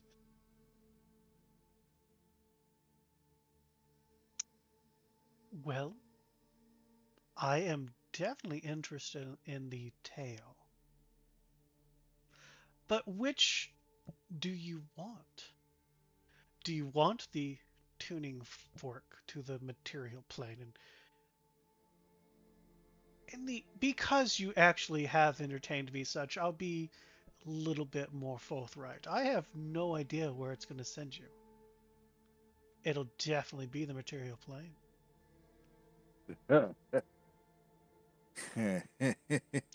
Or did you want the passage to the city, which leaves soon? Or do you want me to send you back from where you started? Now, by where you started, do you mean since we've arrived here in the Feywild, or before we fell through an interdimensional crack and ended up in the Feywild? I mean that some of you are not as mentally resilient as others, and thereby I mean Bryn Shander and Icewind Dale on the material plane. Oh, that would probably be the best and quickest option.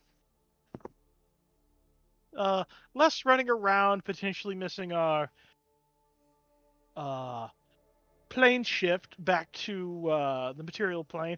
Also, there's the distance thing that if we go to Silvery Moon, then we definitely have to get back to the Icewind Dale. Or So you going can directly, gamble with the tuning fork.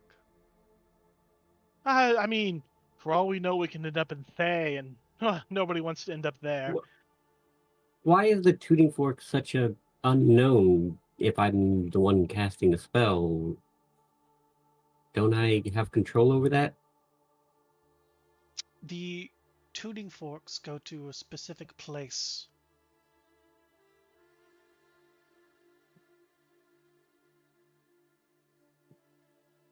It doesn't seem correct, but sure, I guess that's interesting. I mean, if you would like to go that option, you can definitely do so. A story would be payment enough for that.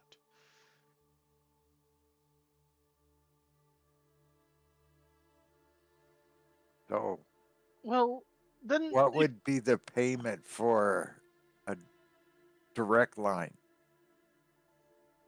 Well, I assume that's why you hauled the big red rock this way.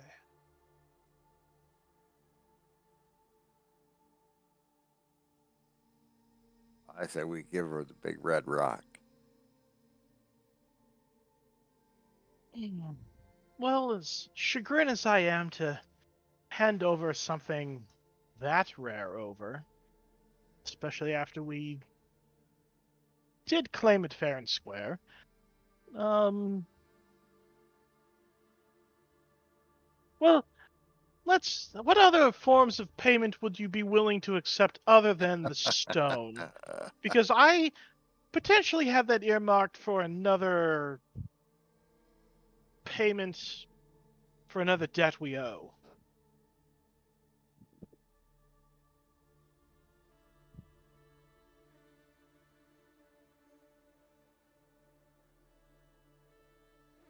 Well, I mean, I guess that I can always just go ahead and keep the one who partook of the sweets.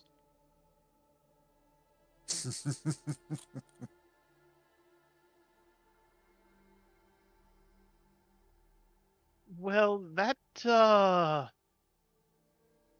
is up to them if they'd like to stay or not. Hmm? Are you talking about me? Well, yes. You ate of the bounty that this place offers. So you're bound to stay unless I release you. Which he ate?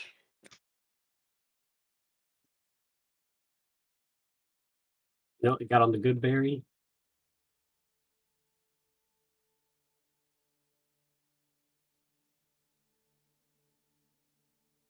Takes her a minute to connect the dots. Ew. I don't want to stay.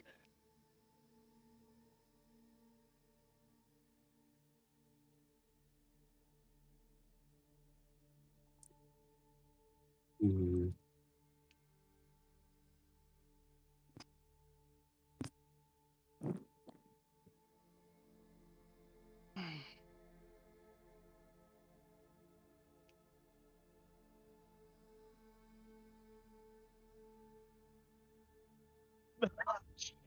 Such a dick question.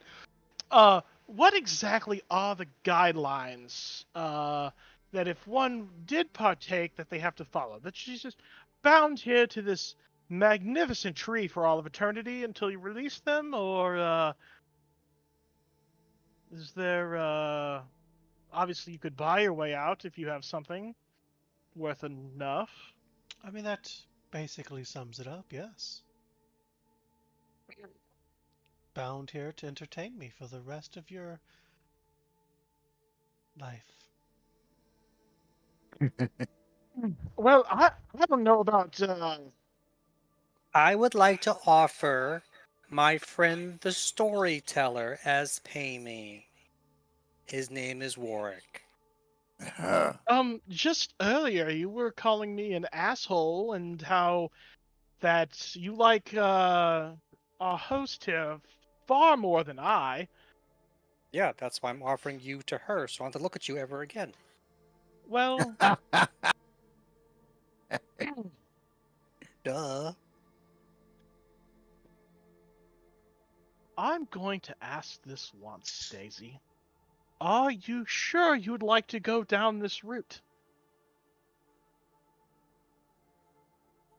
Root of what? This this path that you've taken a step down this path. Are you really sure you want to go down it? Haven't moved anywhere. Oh no, you're about to go somewhere, so let's be clear here. Are you seriously offering me up to our gracious host here as payment for your freedom? I mean, if it means, sure. Work will look away from Daisy directly to Veranestra. Okay. Well, I think that sums up how she feels about me. You can keep her. We'll take direct flight back to Brinchander, please. Last I learned, he does not speak for the group.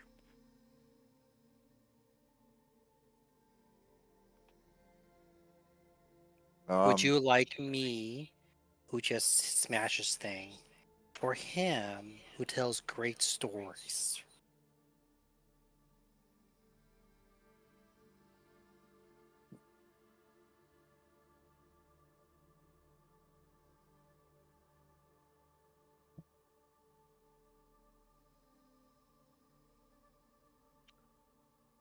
I mean, if I'm being honest, all of you. See, you can't get rid of me that easy. Well, I mean, you did already partake of the bounty of this place, so tit for tat. If you're going to try and offer me up, I'll offer you up. And I'm keeping my mouth shut.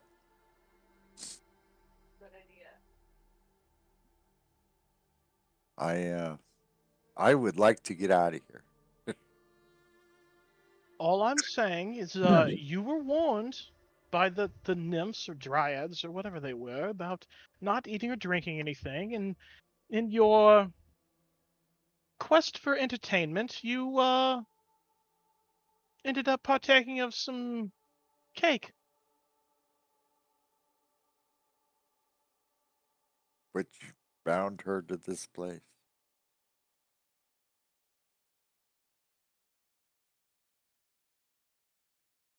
Mrs. V, I think he's tricking you.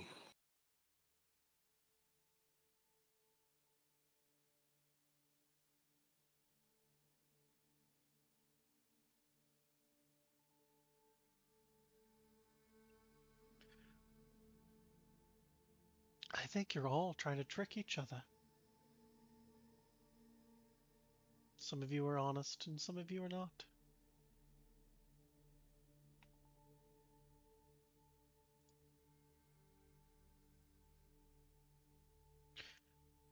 Anyway, so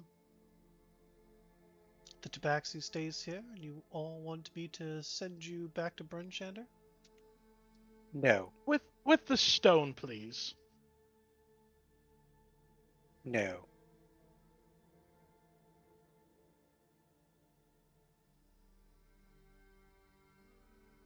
What do you keep saying no, darling, but I already own you. Now, Daisy, Shut up. Um. Hmm. Daisy pet, would you please sit down for me? Okay. Daisy, give me a wisdom saving throw. Oh shit. Oh. Oh wow.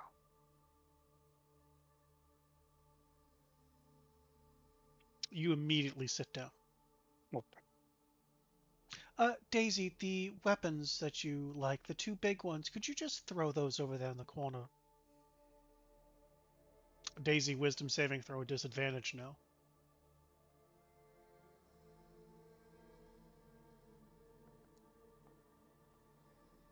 You take both of them and just, oof, and you are happy to do so.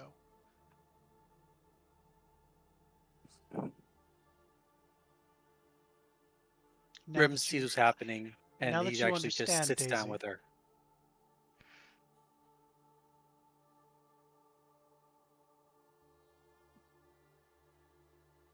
And by the way, Warwick, darling, don't think you're getting out here without that story. I was made an implication I was going to hear something, so. oh no. That's still part of the deal.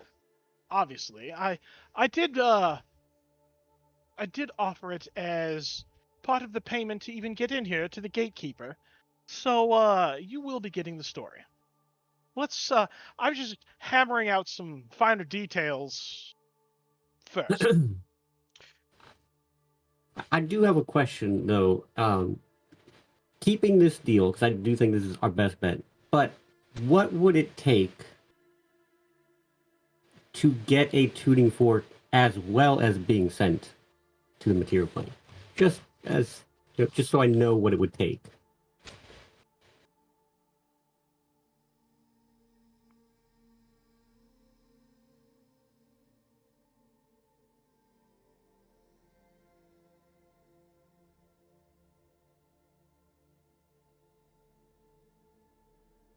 That's a good question.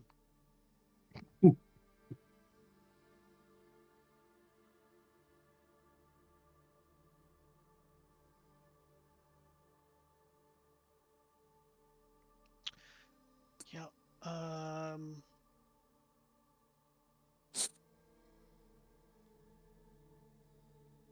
And Okay. if you don't want to let everyone else know, since this is a personal question for me, you can always tell me this way, and I'll use telepathy to talk into her head and be like, you can tell me this way if you prefer.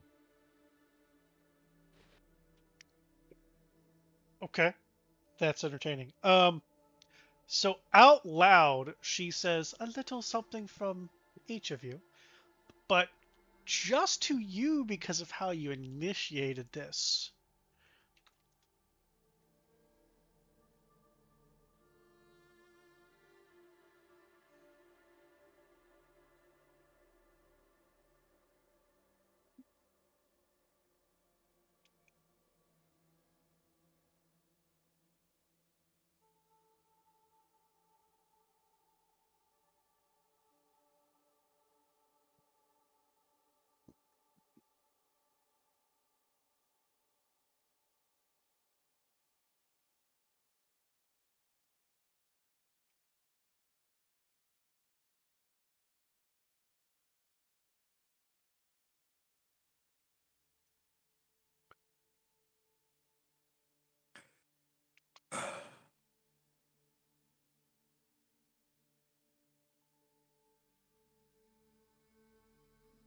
Ooh. And Mm-hmm. that's everybody included.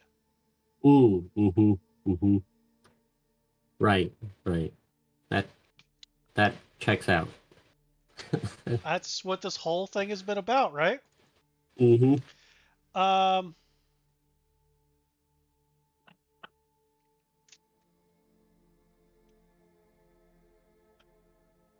you know what? Man, Elduin, give me a religion check. I know I'm you're not so so hot good at there. these. Yeah. I know. I know. Hey, average it is. Yeah. You got you got nothing. Sorry, buddy.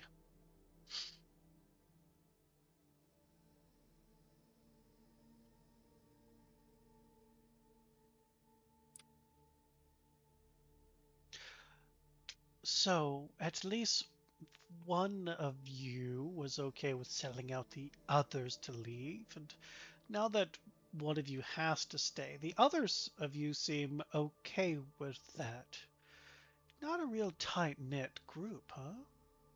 Oh, Grim wasn't. sorry to interrupt. Slight correction. I wasn't planning on selling the other one out until she tried to sell me out, so it was more of a tit for tat, but please continue. I would prefer if none of us stayed behind, honestly, but well, nobody's asked this, so why don't I ask it? What else can we do to make it so that none of us have to stay here? Oh, I've already said that. The Leave the stone stone. stays. Right. Right. And as it Honestly, is, full disclosure, since you've asking some interesting questions, I'm gonna have to use it to send you back, but I can send it along to with you. Unless you don't mind waiting a few days as I send you in groups, clumps, tearing the fabric between the Feywild material plane, as well as being able to control the time. It's taxing. Right. Unless you want to end up in uh, the past or the future. Could be fun. I would prefer if all of us went together. Right, but I think I know As what Heyman Warwick wants to use that for. So, and I'm kind of inclined to agree, but at the same time, I do want all of us to go. Like the conundrum there. Well, let's start with this. War, tell me your story. Let's see how entertained I feel after that. Maybe I'll be interested to adjust the payment. Oh, fair enough. Well, Ooh, wait. Do, can you light a fire first, Warwick, so I can help you with this story? You know, the tricks I do? um, I mean, Do you mind if we have a fire in here? Do you want to start a fire in the middle of a Just a, tree? Are you sure just a that you would small like to do so? campfire? And what is it that you're going to burn? I have a bunch of torches.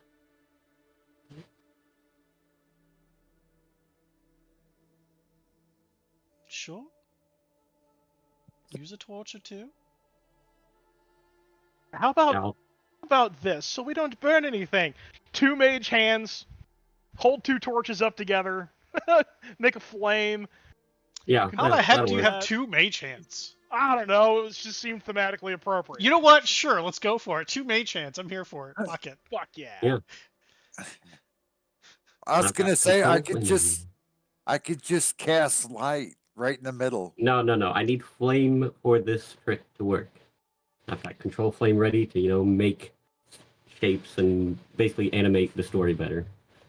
I can do a mage hand too. Well, then if we're gonna play within the rules, Monsignor can hold up one with a mage hand, and I'll use my mage hand to hold the other one up. There's Okay. 2 torches. Using it. Perfect. Okay.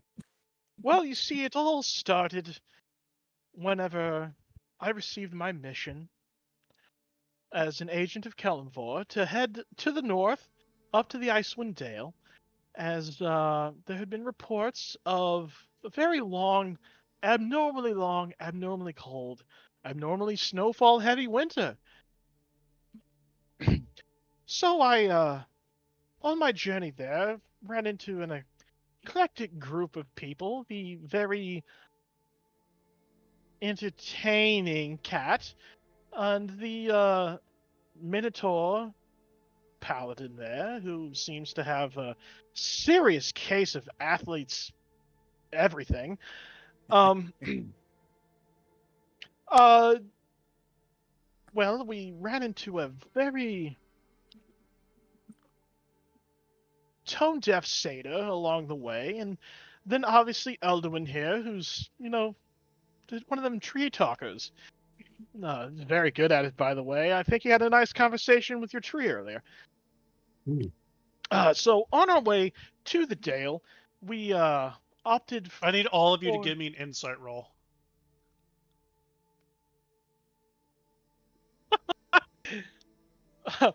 Boring!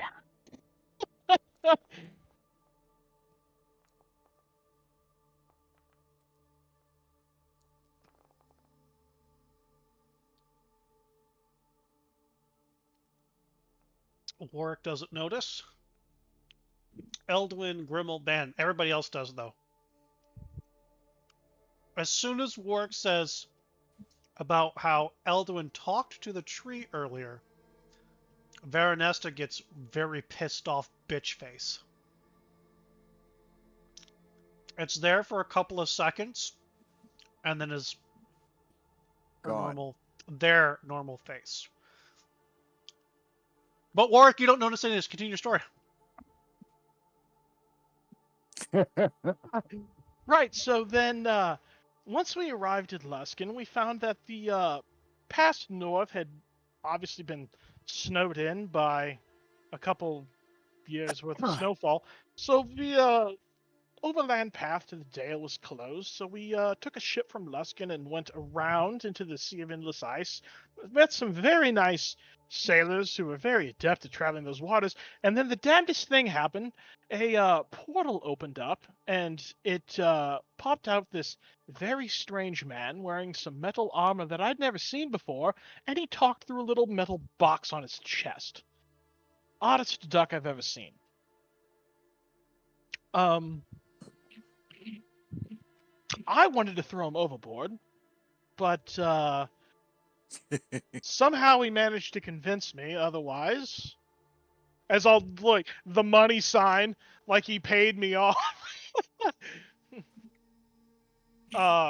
What is happening with the fires as he's telling the story?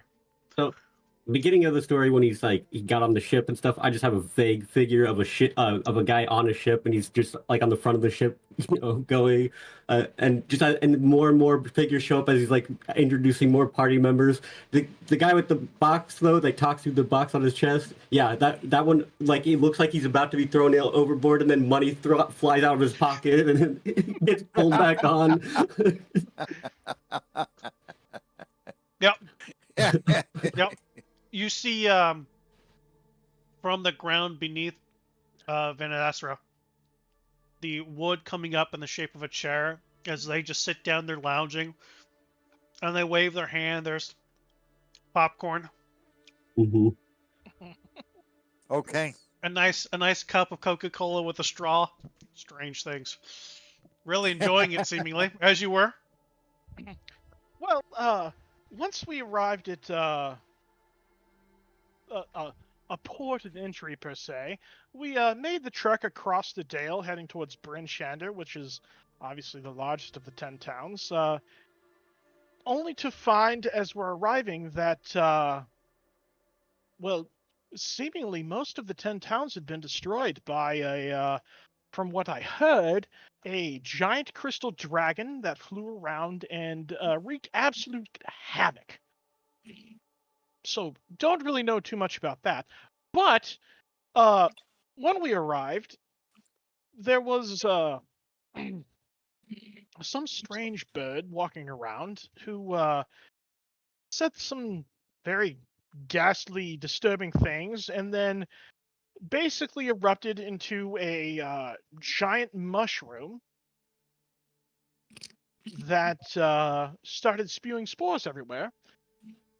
At which point, someone by the name of Miss Lisa summoned a Balrog named Jerry and burned it to the ground. At which point, there was a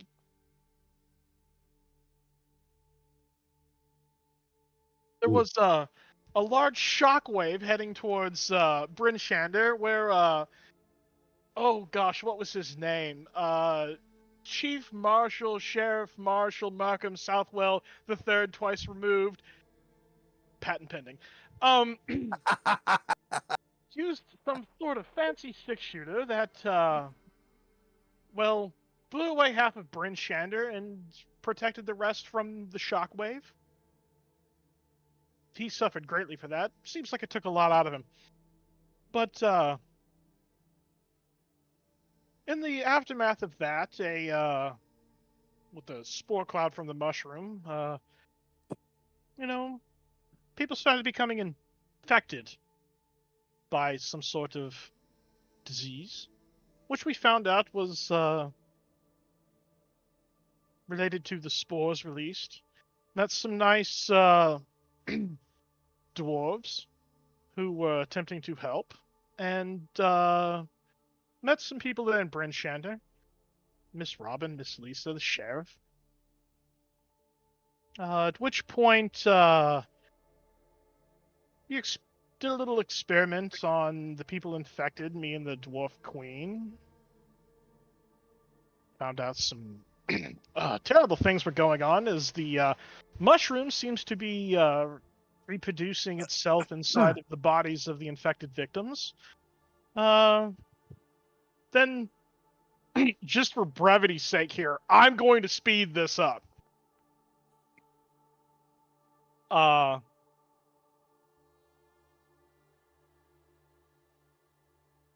This is so ridiculous. I can't do complex things with the control flame, so this whole story is just like stick figures and little building, like just enacting this whole thing as he's talking. And while the story's going on, whatever we're smelling, I'm doing that with prestidigitation. So like the smell of the mushroom burning that wafts through the air, that kind of shit.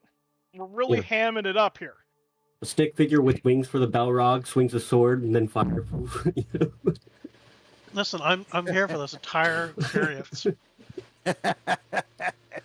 So anyway, well, our Seder friend decided to go and play some, what as he would describe, music. Turns out that said fungal infection doesn't really like loud shrieking noises. At which point all the spores emerged from the bodies. They attacked him. He ran. The dwarves made an ice shield, burned everything inside.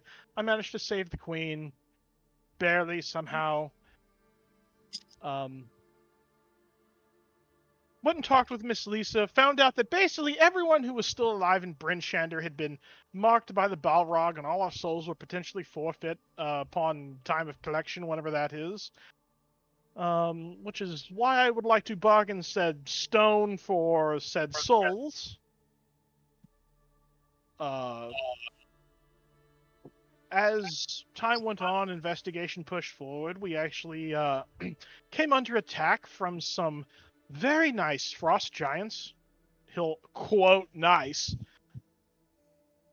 Who also seem to have an advanced stage of the fungal infection.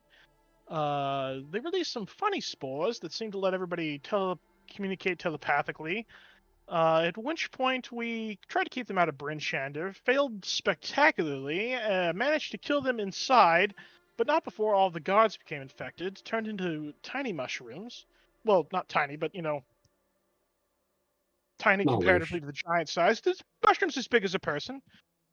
We managed to quarantine the zone, do some investigations. We even killed a guy with a mushroom. Wow. I'm just gonna show See? a stick figure go into a house, rumbling noises. Like another one goes in, more rumbling noises. Rats go in because I did that, and then one stick figure comes out. And Ray is just doing his thing with the mage hand, just supporting, because he don't know any of this. Yeah, you're getting a history lesson. Then Yes. there was this bloke whose name I've forgotten. Oh, what was it? A Hot Chocolate Man. He had apparently way too much Hellfire Hot Cocoa by Miss Lisa, and things were coming out of every orifice in all different sorts of ways magically. It was quite Timmy, that's right. It was Timmy. Oh, I'll bet that's a visual. Or was it Timothy? Mhm. No, it was Thomas. It was definitely Thomas. Mhm. Yes, Thomas, that's right. Helped us fight. Well, needless to say, we were a little too leery and slow about taking care of the gods that had turned into mushrooms, and they turned into a interdimensional, enormous, black, throbbing, purple-veined mushroom penis elevator, which we really didn't find that interdimensional part out till later. But needless to say, it released a cloud of spores, and well, did it? No, it didn't release a cloud of spores. It basically summoned everyone who was infected, which was basically the entire town with the exception of a few people, summoned them into the mushroom. We had a nice meeting with the dwarves, found out about the queen's interesting constitution, with it being all frosty. Tried to interrogate one of the tiny little mushroom people, but obviously skewered to death by our satyr friend. But the mushrooms later had their way with him, as when we went into the interdimensional giant mushroom penis elevator, he got eaten by it. Mhm. It was disturbing. By the way, As every I time he will says the penis elevator. I will very distinctly minor illusion exactly what happened to Victor. Victor. Yeah. Thank you. The name was drawn a blank. Is- Graphic detail. So needless to say, we decided to investigate the name of the thing that I'm not going to say again. Every time you say it, by the way, I make an image of a mushroom that grows. Oh, well, in that upward. case, interdimensional, gigantic, black, purple vein, throbbing mushroom penis elevator. At which point, our interesting friend that talked with a metal box decided that I'm just going to hit the top floor button. So we went up and up and up and up, and the floors changed every time we went up, and apparently we were changing dimensions every time we went up. And by that, I mean like planes of existence, so like Feywilds, probably Avernus was in there. I thought I smelled sulfur at some point. We ended up inside of a containment room with a aspect or potentially Oral herself that was apparently in Ythrin, which was a flying Netherese city that was up in the air again. There in the Dale. Which there was another group that had something to do with that potentially might have stopped the Frost Maiden that was called Entropy Inc. They sound like a bunch of assholes, though. Because I think that they have something to do with this problem, with this giant interdimensional black, purple-veined, throbbing mushroom penis elevator. Somehow I just feel like they're the cause of this. But I digress.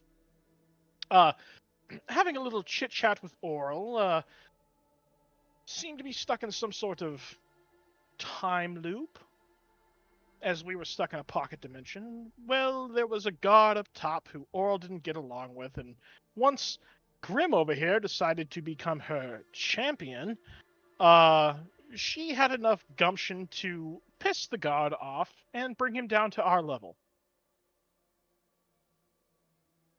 By, like, physical level, not, like, how moral we are. Anyway,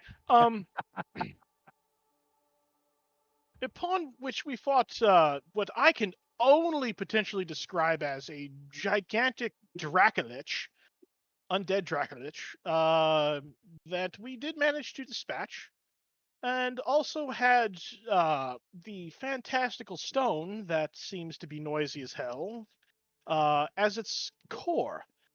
So, friend with a talking metal box touched that, got sucked into it, has disappeared, but we seem to be able to touch it just fine, or at least Grim was able to with his weird third arm there. It's all like Vanna White his arm. At which point, Oral decided to ascend to the next level, which she said was probably Ythrin itself, and she advised us to go down. Well, we decided to take the stone with us. When we got on, we went to do a free-for-all. I tried to catch us with Force Cage, at which point we were stuck inside because it's Force Cage for 8 hours, and that's when we found out for sure, 100%, that it's an interdimensional giant mushroom, purple vein, throbbing penis elevator, as it exploded with us. There was an explosion. Somehow I managed to maintain Force Cage, and we got thrown into the Feywild. Then we went on a fabulous adventure about 20 feet from where we landed to find a pod with our friend Monsignor here, who apparently is from the house of his lord, wherever the hell that is. Decided to bring him along since obviously he was captured by the fungal infection. Oh, which by the way is called the Core, apparently, and seemingly can force things through different dimensions. Above table, I'm highly concerned by whatever you're rolling. Anyway, so whenever the interdimensional giant black purple veined throbbing mushroom penis elevator, sorry. Yeah. Mm-hmm. Yes, that. I don't know if it'll show, but maybe. No, not gonna show. I drew it just for you. Nice. Exploded. It seemed to fling parts of it all over the place. Well, it seems that this thing is trying to spread its infection not only across Faerun on the material plane, but also trying to put its tendrils out into all of the other planes it can get to. So we deduced that we ended up in the Feywilds, told the plants mocking us to piss off, and decided to carry the stone, which we found out is a full-on Philosopher's Stone, one of those legendary things, across through the woods, somehow made it into the Maze Forest, I believe it was called, met some very nice wood nymphs and or dryads, not 100% sure what they were, told them the story, warned them of what was coming.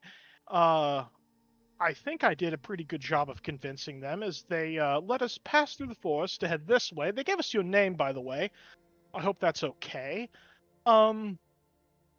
Headed here, met the nice gatekeeper, offered this story as payment, which is basically one big long way of warning you about said fungal infection coming your way so that you could be prepared. And hopefully that you could help us get back to the material plane with the stone so that we can work on stopping the core from doing whatever it's going to do, because we believe that it has something to do with Yithrin, since it was the nice final stop in the interdimensional giant black throbbing purple veined mushroom penis elevator. Yes. It's times like this I wish I was capturing cameras again. Just to be able to see it grow. So, needless to say, your guardsmen outside fire the artillery ballista at us, show its power, had us leave the stone outside. We came inside, and I think you're pretty much aware of everything else that took place up to that point. Do you have any questions? I can fill in the gaps.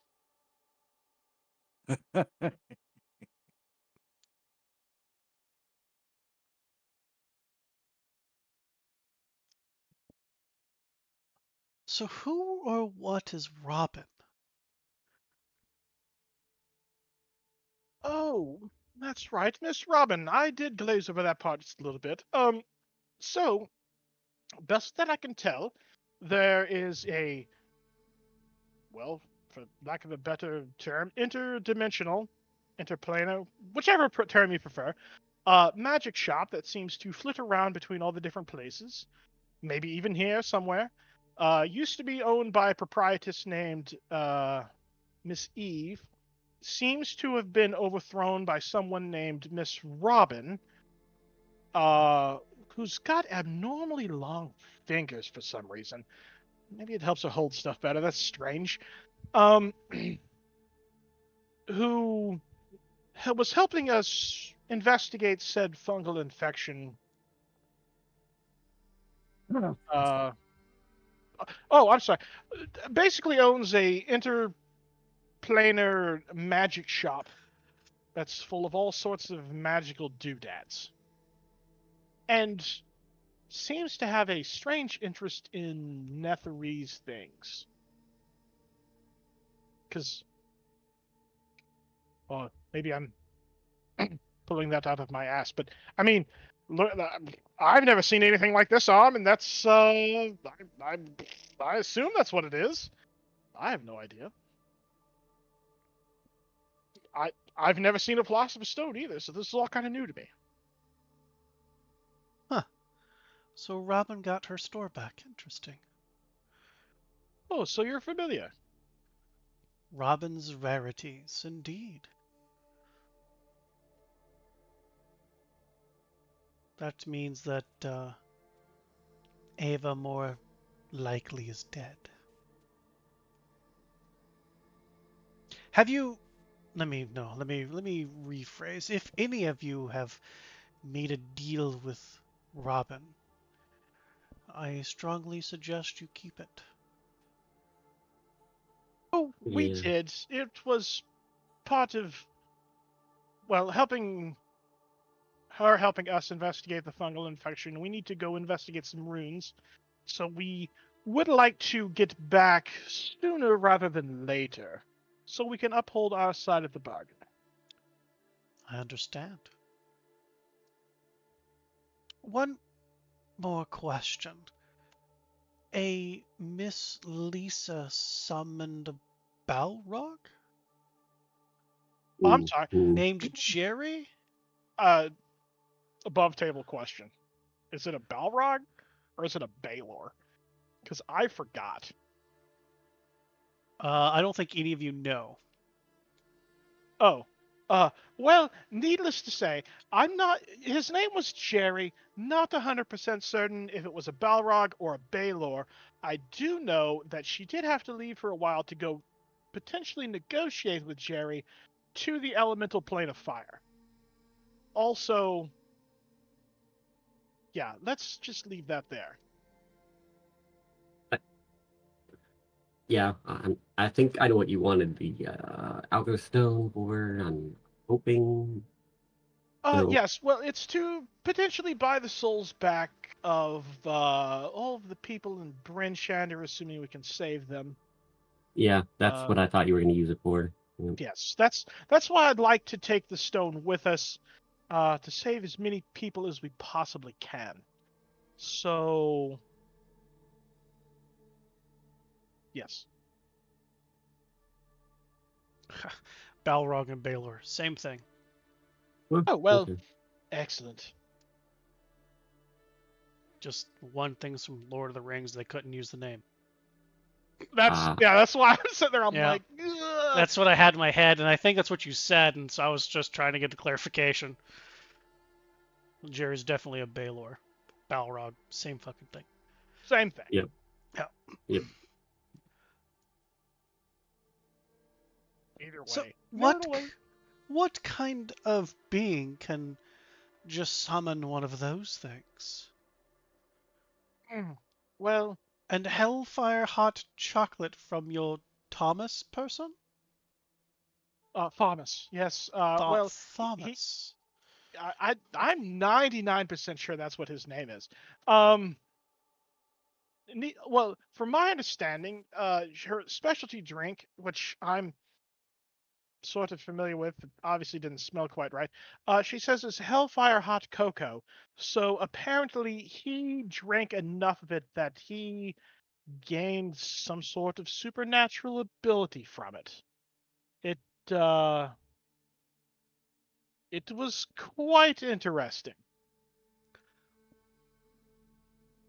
So she must be from the Hells then. Interesting. Hmm. You Well, guys know a you lot of didn't interesting people on the material plane. you didn't hear this from me, but let's just say there was a crown of 7 upon her head.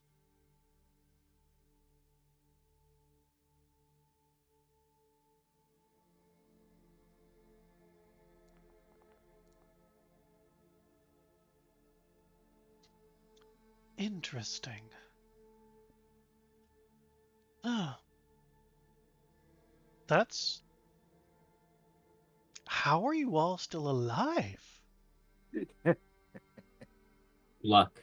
I've been wondering that for 76 years. Hmm. All right. Well, that actually, as they look down at their empty bowl of popcorn, was entertaining. Yeah, that's completely worth. And they wave, and there's a tuning fork. Definitely worth at least this. But are you going to gamble and give this a shot? Or do you still want the one-way guaranteed ticket home?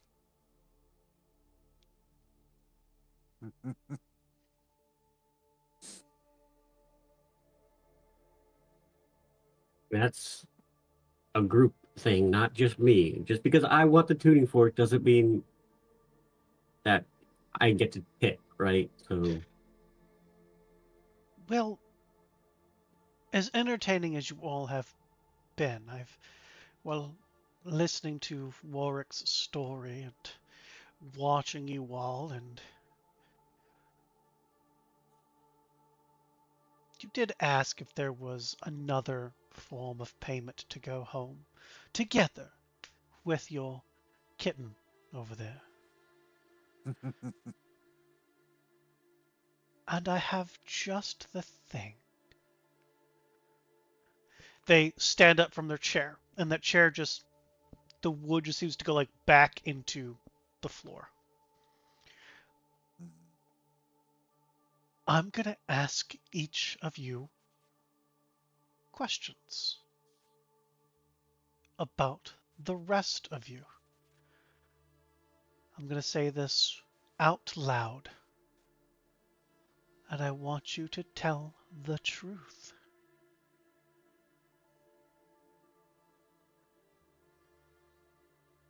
Don't skirt. Don't withhold. I want the unfiltered, raw truth. Do you understand?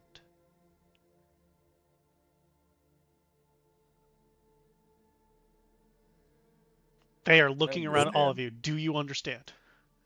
Yes. Yes. Yeah. Okay. They go over to, for your guys' sake, the north wall, we're going to say. Not that you have any idea what fucking direction you're facing inside of a goddamn tree. Right. Where they push in on a panel, and the panel like pops undone, and they bend it down, and when they do so, they're like a strip of wood on either side of this panel fall down as they open it, and they fall down like their legs, like they just made a table. They boop, panel comes out, Right. boop, boop, some legs come down. There is a stationery set, and they pull out a thick piece of vellum, and they have the quill and ink there. You can tell that none of this material that they are about to use is mundane. It is all definitely magical, arcane in some way, shape, or form. Yes. They take the quill, they dip it in the ink, and you can hear scratching as they are writing and writing and writing and writing, and then they put it back in, and then they seem to like just nick their finger against their tooth, and they put just a stamp on. A blood dot. A blood dot, exactly.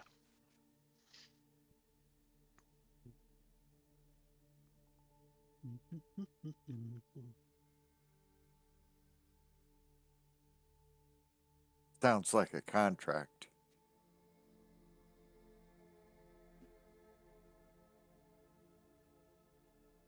You know, what's just a fourth person that we sign a contract to give our souls to? You know? Sure. What's another one? I mean, why claim our souls when you can have the whole corporeal and soul thing here, trapped in the Feywild, doing the bidding? Or, if you'd like, you could just die.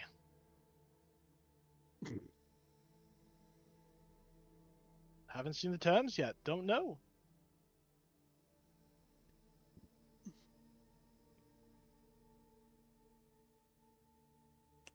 Could end up being death anyway.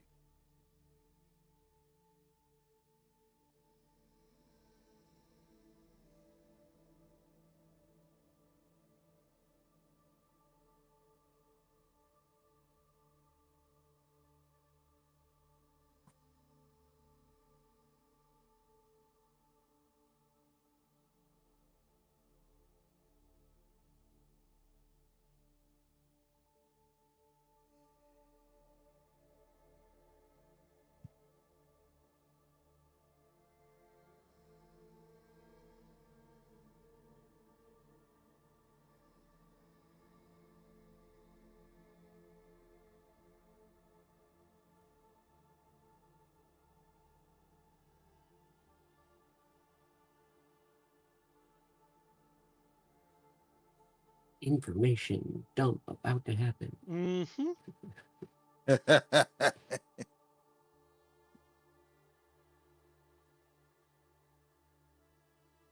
Has to process and upload, you know, just gonna wait for it. Because I know somebody's going to want to know all the terms and conditions, so I'm going to type this out so everybody can have this read. Yep.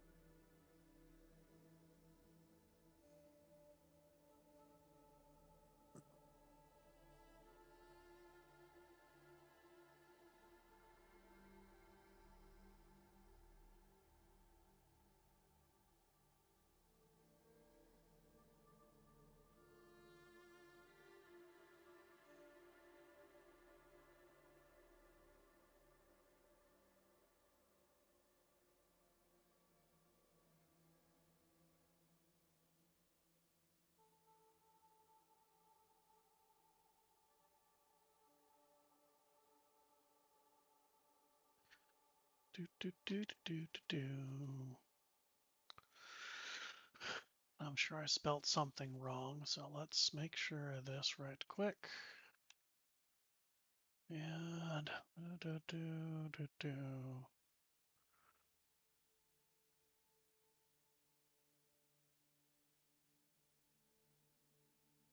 oh wait, no, I should do this correctly here.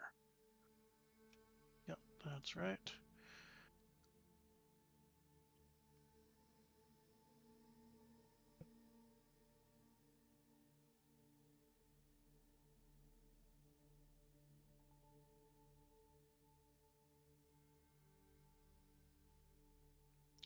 I need to add a word here.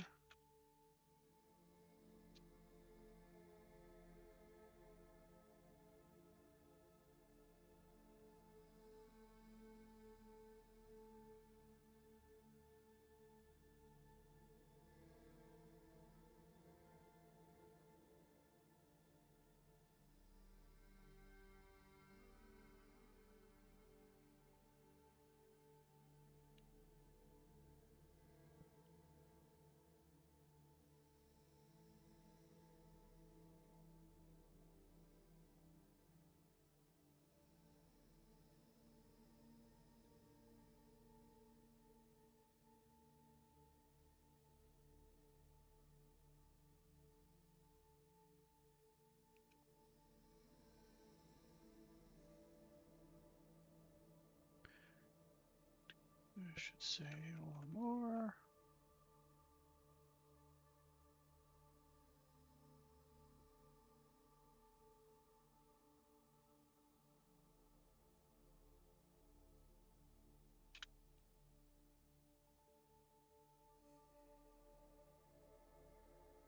And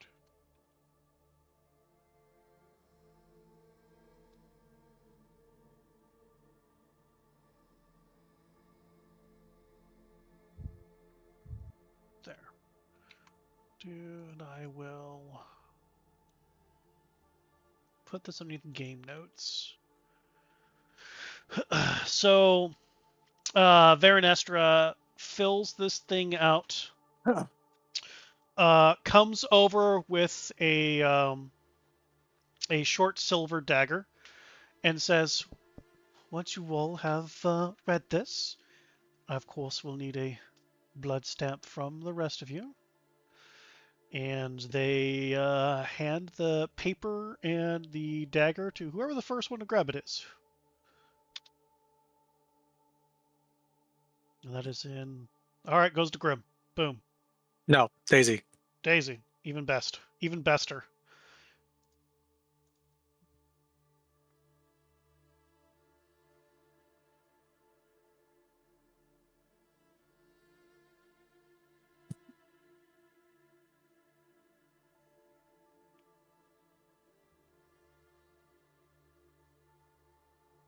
Within the next year.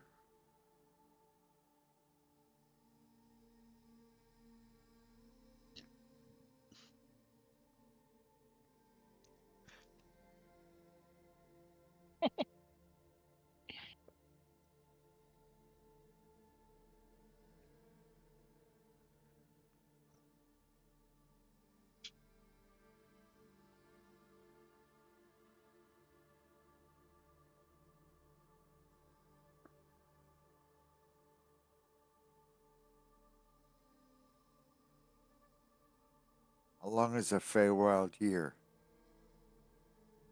You have no idea.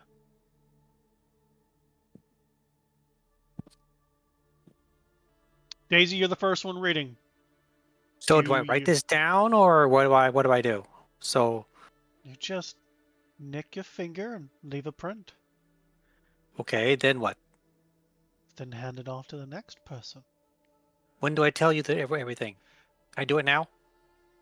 Not yet, sweetheart. There's plenty of time. Oh, you know what? Hang on. They wave their hand about and they give you a glass of warm milk. You did ask for this, by the way. So do you Okay. Oh yeah. cut and Oh, yeah. print? Okay, who do you hand it off to? Grim. Okay. Does Grim cut and print? Kind of gives the I can't believe I'm doing this again. Cut, print. Okay. Who do you hand it off to? Monsignor standing next to me, probably. There you go. Raymond.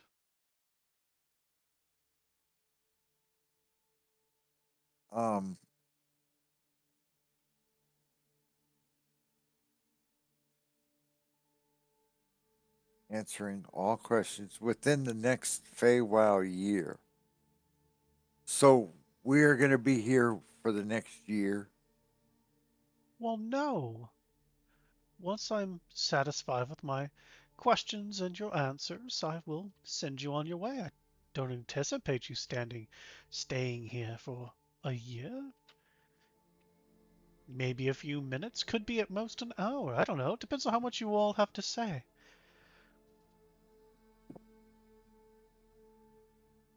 It says just in case you find your way back and I ask you another question.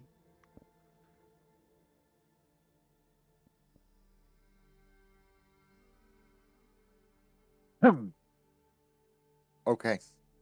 Bag. Okay. Who do you hand it off to? Eldwin. All right.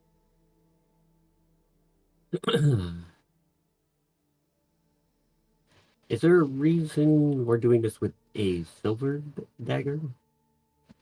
Because it's pure. Ooh. Just wondering. Yeah. I mean, this is probably better than the alternative. So you Stamp it. sign it. Yep. Okay. And then I guess Warwick is last. Mm-hmm. The time period specified in the contract is for one Feywild year. Is that a standard unit of time? Because I've heard that time is different between the planes. Oh no, that's definitely not standard. That's determined by the Sealy Court. So I could take this for in perpetuity then. I mean, they eventually start years over, yes. Yes, that's what I Or it thought. could end tomorrow. I'm no longer allowed at the court. I caused too much of a ruckus. Understandable.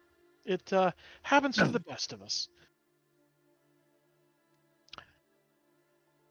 Well, as far as contracts go, I guess this one isn't terrible. I give it.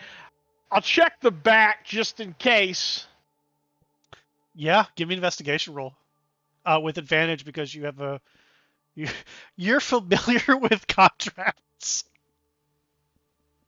Well, at least. That's At hilarious. least And you know what? that's The spirits are better. totally talking to you right now.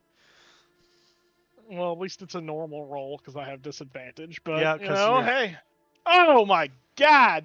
Oh, it's painful. Don't tell me what the result is yet. I'm gonna lucky this. Roll again. Good thing you have lucky. Oh my Man, God! that's two 'Cause you've that already was used. terrible. Oh No no! way! I'm gonna use my last point of lucky because I will not accept this. I hope you roll all ones again. I hope It this is a thing. literally You know what? won If this on is both another one, sides. if this is another one, I hope I at least get DM inspiration from this. Just because I entertained you, god damn it. I mean, I'm willing to give you my DM inspiration Oh for my that. man! God. Oh man! Oh my Golly. god. And watch there be That's nothing else. This is hilarious. just the contract and I wasted Oh all my man! lucky points. I'm gonna tell you what. For burning all your luckies, there's your DM inspiration. Ah, because you're right. That did entertain me. There's absolutely nothing on the back. See, I knew Except for what looks like a watermark of a big tree. And with your investigation being high enough, you can see that within the canopy of the tree, where other people would just see as just being canopy, you do see taking up most of the canopy. And keep in mind how big this fucking tree is the image of a dragon with its wings open.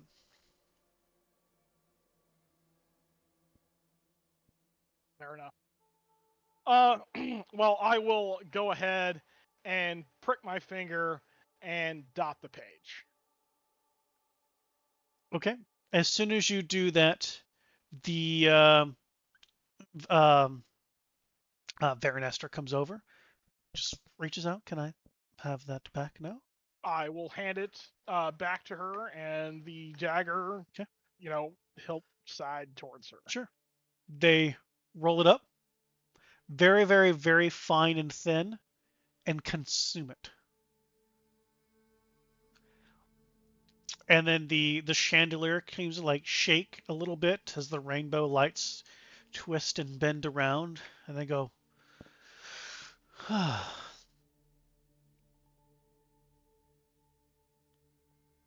ooh, some of you are not what you appear. Interesting. Well, that should make this game even better. So, who would like to go first? I'm not sure which. There, you got two personalities right now, so which one's raising their hand? The kitten is raising her hand. Excellent. I'm going to walk over to her. You can stand if you'd like, by the way. You don't have to stay seating anymore. Whatever you'd like. You're allowed to move about within this room. In fact, if you want to go pick up your weapons again, you totally can. However, here's what I want from you, Daisy. I want you to look at Warwick. And I want you to tell me something you like about him.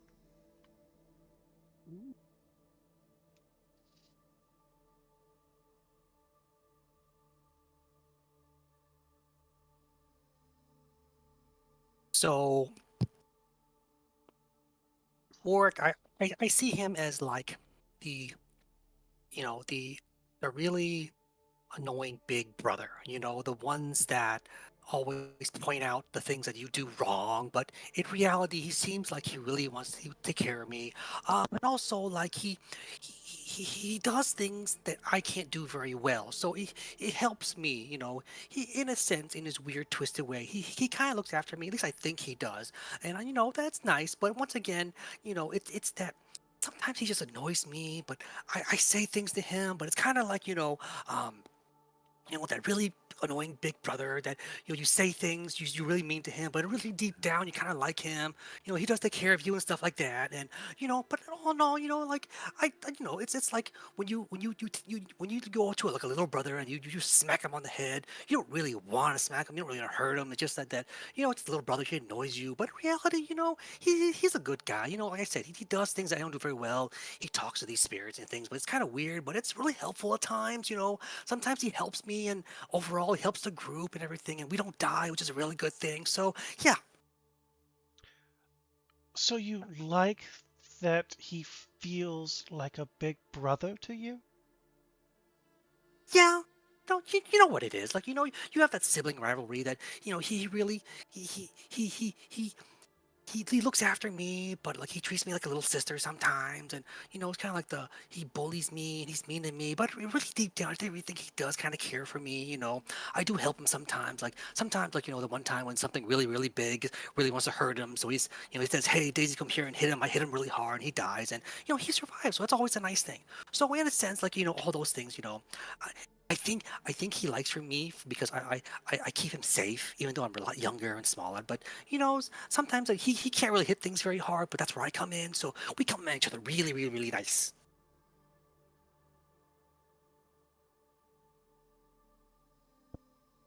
The milk was very good, by the way. Thank you.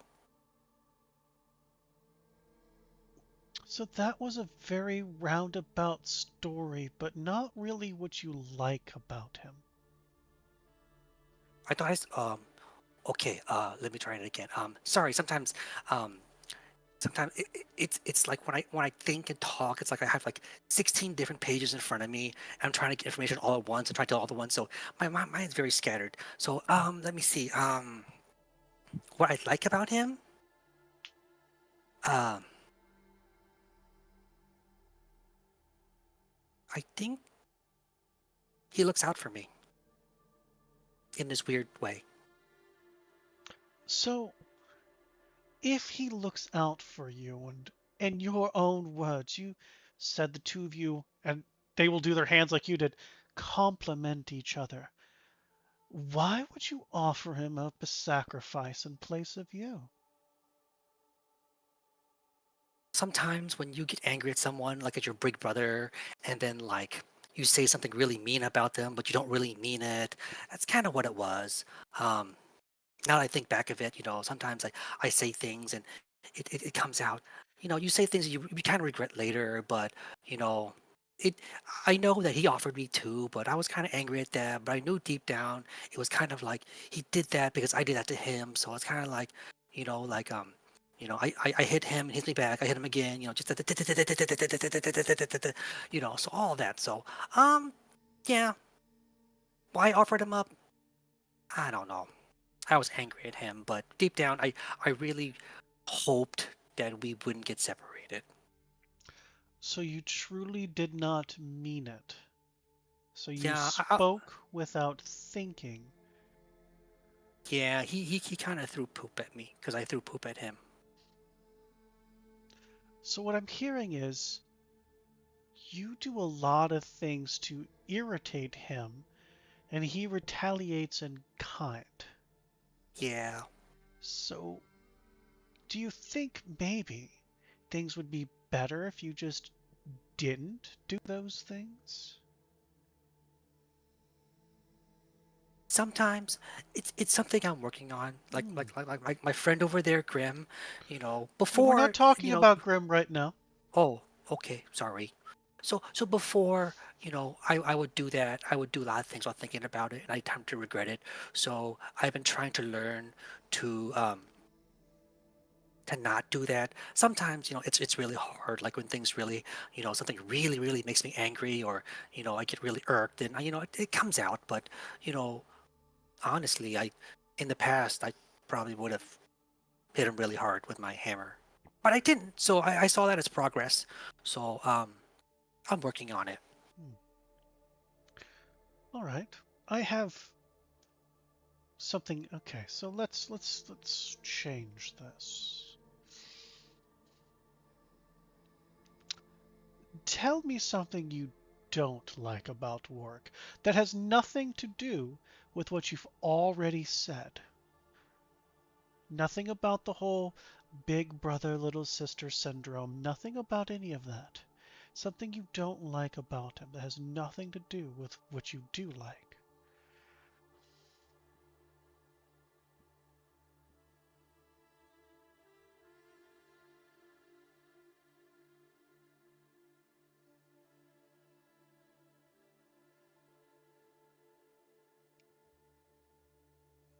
He's one of the smartest people I know,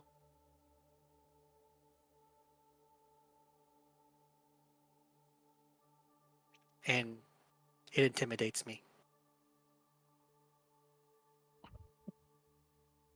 He This, uses a lot of big words, but Yeah. Now,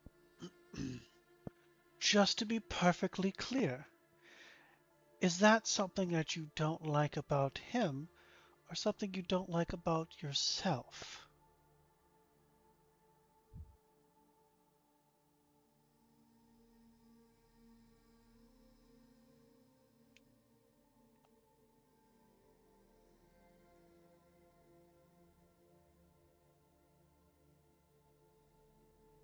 Well,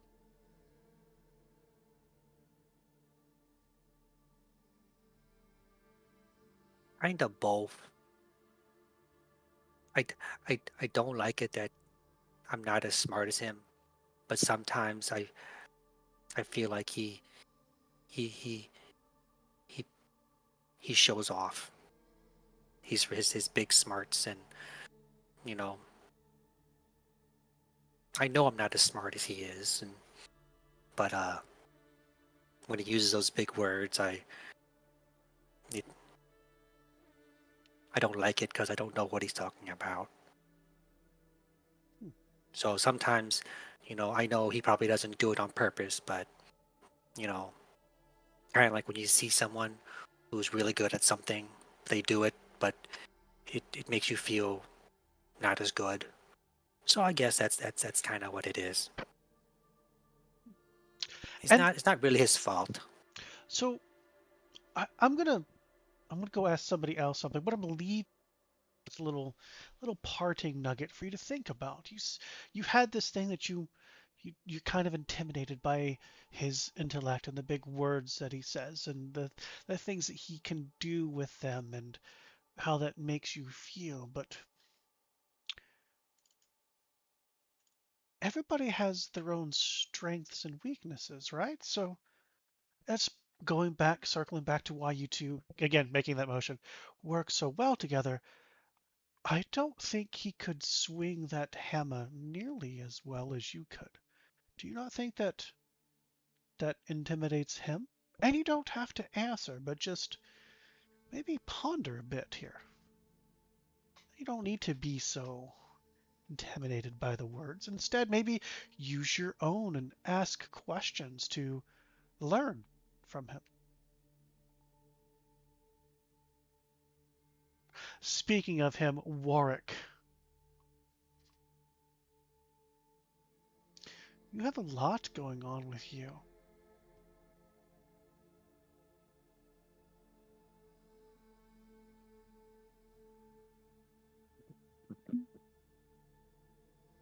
Some of your secrets need to stay secret. So I won't pry this time. Instead, I would like for you to tell me what it is you like about Daisy.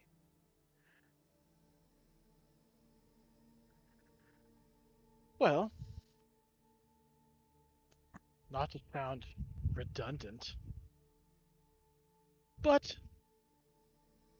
Daisy is like a crossbow bolt. You prime the crossbow, you load the bolt in, you point it in the direction you want it to go, and sometimes it hits dead on target, killing your target. Sometimes it, well, flies off in another random direction because the crossbow bow, bow string breaks. So I come from a very ordered place, and seeing the chaos of a cat is entertaining. Also, she kills shit with a hammer very well. This is an interesting dynamic here where Daisy seems to look at you like an older brother. You look at her like a tool to be used. Interesting.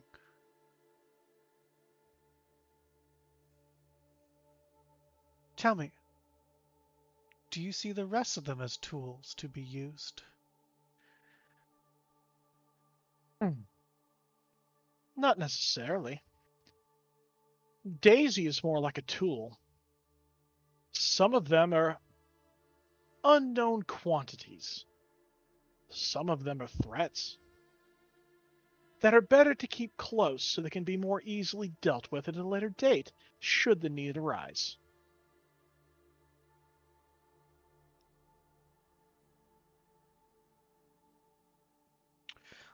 They shift over to Eldwin. And Eldwin, how does that make you feel? I think very early on I knew this about Warwick, and where I see him in the same manner probably that he sees me in. They're both unknown quantities to be used in whichever way we see fit. So if you're, they are kind of gesturing to everybody at this point. If you're all just unknown quantities to be used or tools to be put into a direction, why do you care so much that all of you go back? Can't you just find more tools in the material plane?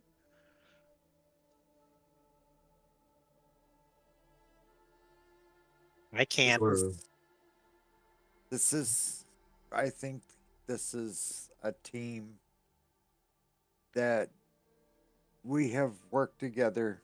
I mean, we haven't worked together that long. I have not been a part of this team for that long. But you still develop a familiarity in that you know what they may do or what they may not do. Sometimes it's just entertaining. The tool you know, I understand. All right. Feels comfortable to wield versus something new. Correct. Sometimes it's also the tools you're dealt, the tools you have to work with. Sometimes, pardon the euphemism, a dragon comes up and snatches your tool. Sometimes it's easier to just let them have it instead of fighting over it. But fighting over it could have been fun. Yeah, that I agree. Potentially Then another it's time, but for then now, it could end up being a battle of wits. other deals have been struck and need to be taken care of. Also, there's the tiny issue of the core spreading its malfeasance around the plains.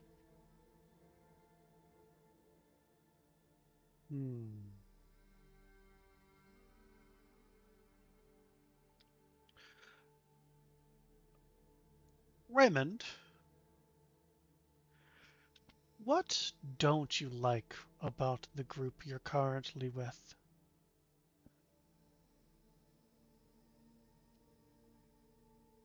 Um,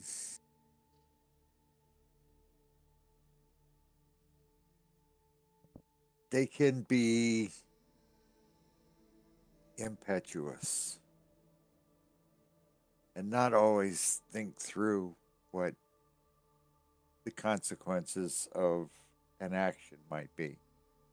Warwick is very good so far about trying to explain what he sees would be consequences that I have seen so far. Um, and he does seem to be the ad hoc leader of the group. Hmm.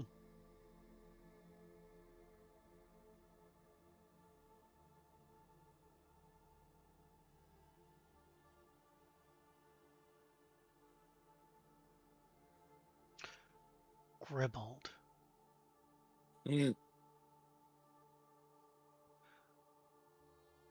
From the story that your associate said Which and one? told to me, Warwick, of course, Uh,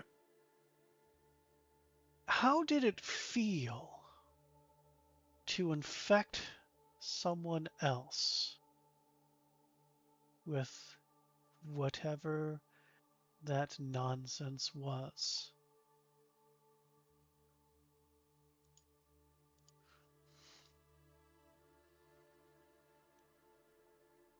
Hmm.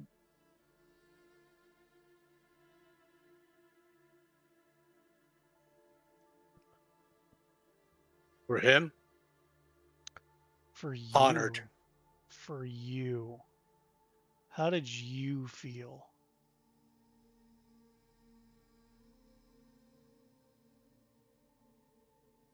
Typically,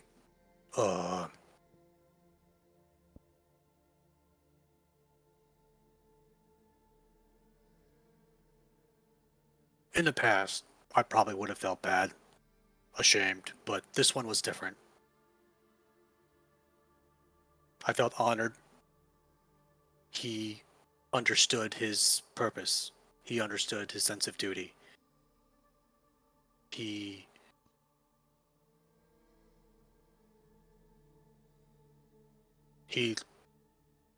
looked, in a sense, death in the eye and didn't waver. As someone who deals with death quite often, I didn't feel bad. So, at that time, if he had been scared, I honestly don't know if I had done it or not, because I try not to. Well, I don't kill those who deserve it. Whether or not he deserved it, it wasn't a matter of deserving death or not. He chose death. You don't kill those that deserve it?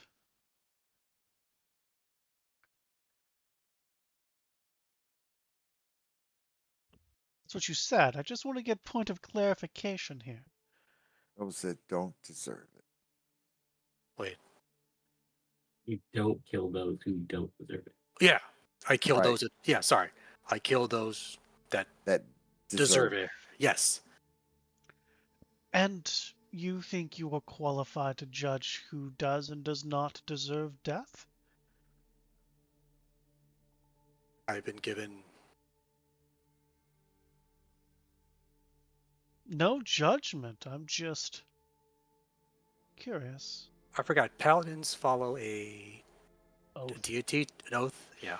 It's so in 5th edition it's more of an oath versus a deity. It's your Yeah. faith in your oath that gives you your divine powers, not that you can't also follow a god. So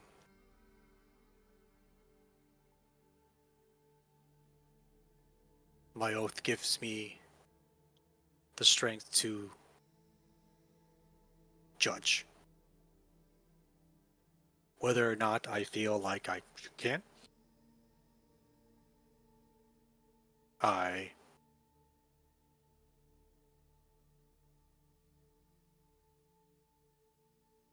yes. Interesting.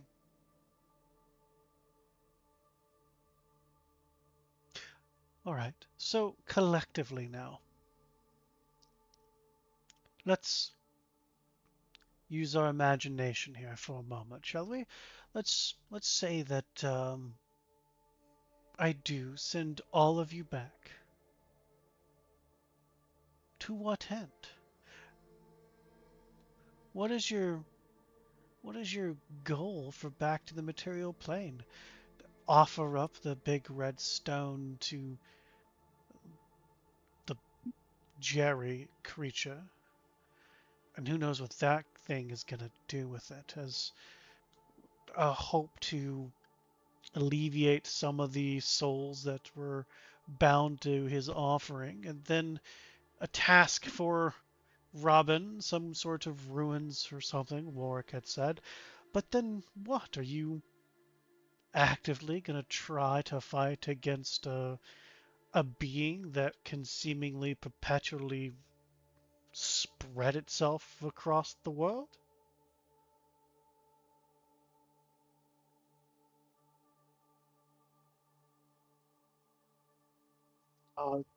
Yes, and die trying if that's his Kellenvor's will. We all have a place in the wall.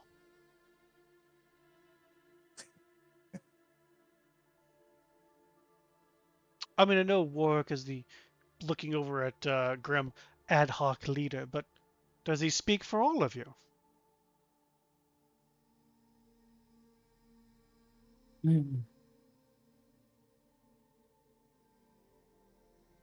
I will help. If it releases souls from a hell, what better good can you do than to turn those souls free?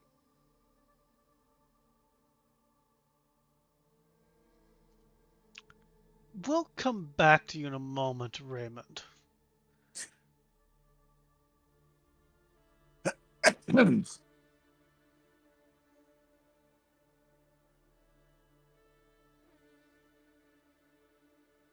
Grimald, Daisy, Aldwin, an answer, please.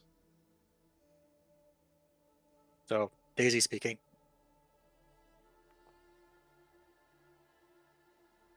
Um,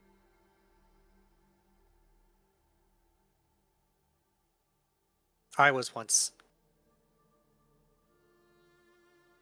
not an adventurer, an innocent bystander. I saw how powerful people used us as tools and whatnot. I didn't like it. Now I feel like I have the ability to save those. And I want to.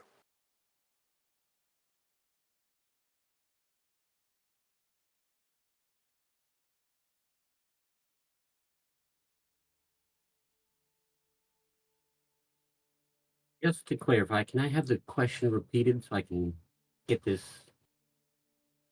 truthfully answered?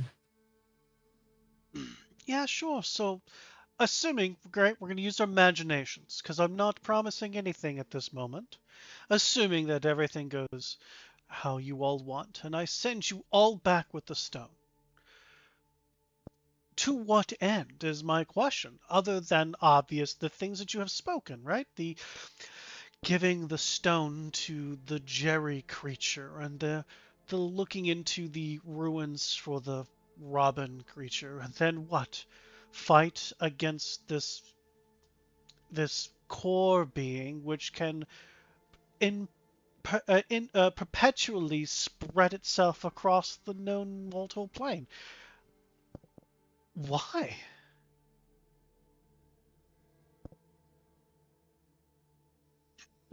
Just So it's a make sure it multifaceted doesn't. question there, I guess. Right. For me, I don't want to see the material realm taken over by this mushroom, so stopping that is definitely something I would want to do. It would also, the more I fight, the more power I gain, which is something I'm also interested in. So this is a great test for that end as well.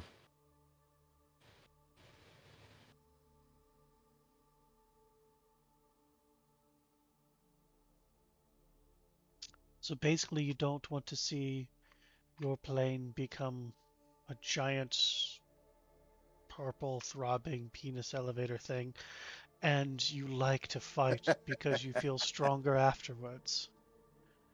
Yes, yes, these are the two most relevant answers, yes. And Grimald, why do the things I've just said?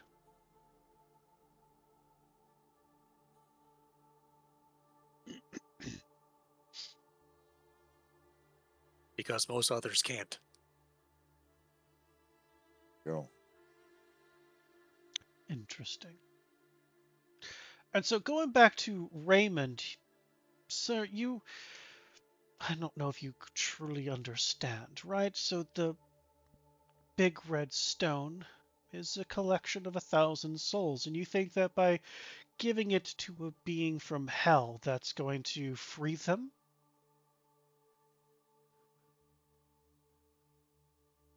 It would free other souls, and should we have to fight this being, then we can release those as well. So now you're going to fight the Jerry creature. I am going to need more popcorn.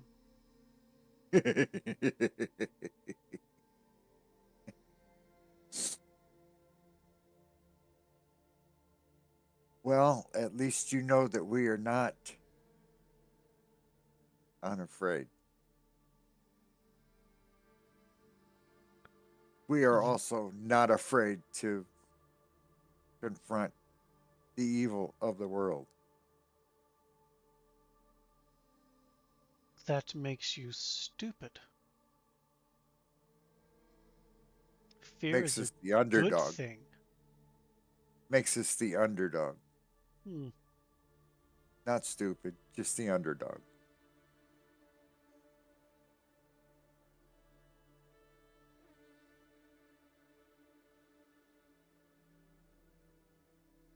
If we only fought battles that we knew without a doubt that we would win, there would be no need for the battle.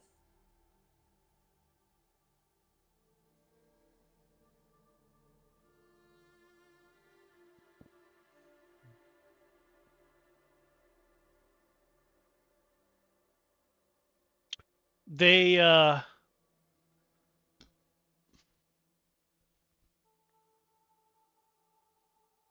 walk over to where that table and stationery are, and they put everything back, and they lift that table up and put it back into the wall. And they tap their right leg 2 times on the ground. And you feel the entire room shake, like just constant movement.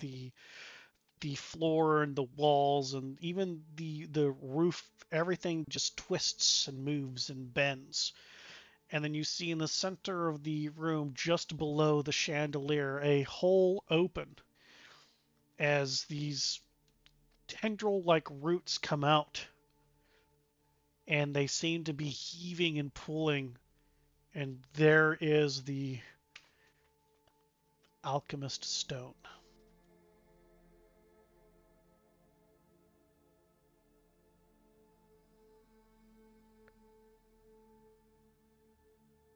You know, I do appreciate the warning of that core creature spreading again. And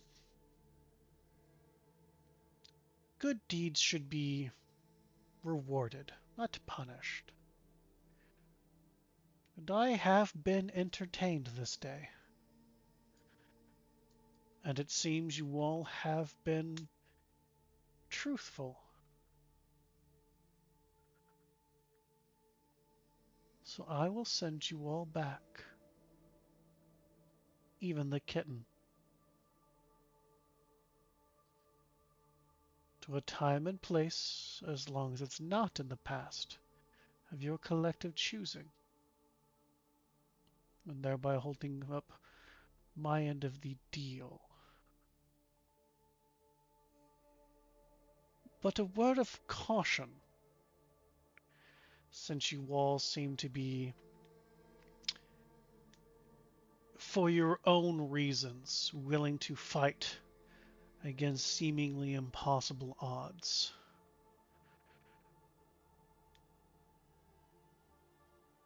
It's going to take more of you to do so, and you will lose more than you gain to do this task.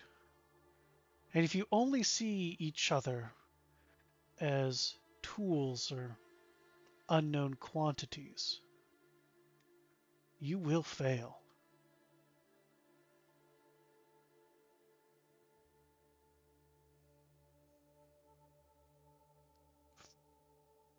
You just will. But I don't want to see you fail.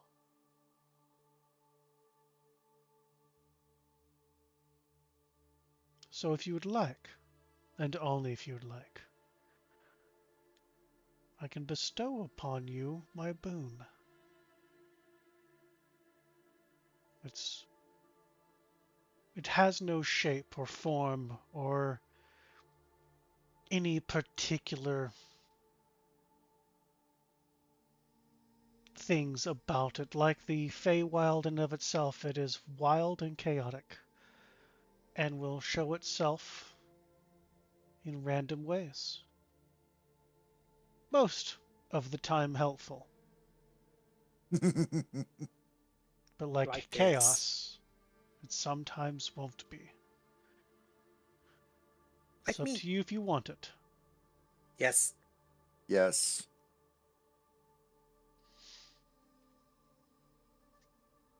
I assume that was Daisy and Raymond, right? So Yes. Daisy, Veronestra walks over, grabs the both of your cheeks, of your head, and gives you a kiss right on the forehead. And you can feel a kind of energy like waving into you.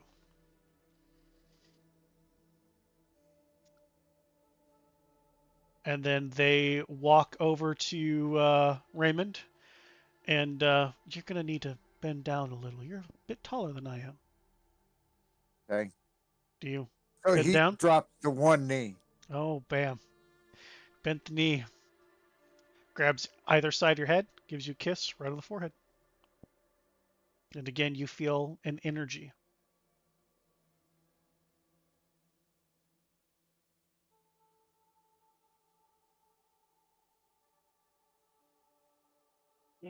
You should do it. It feels good.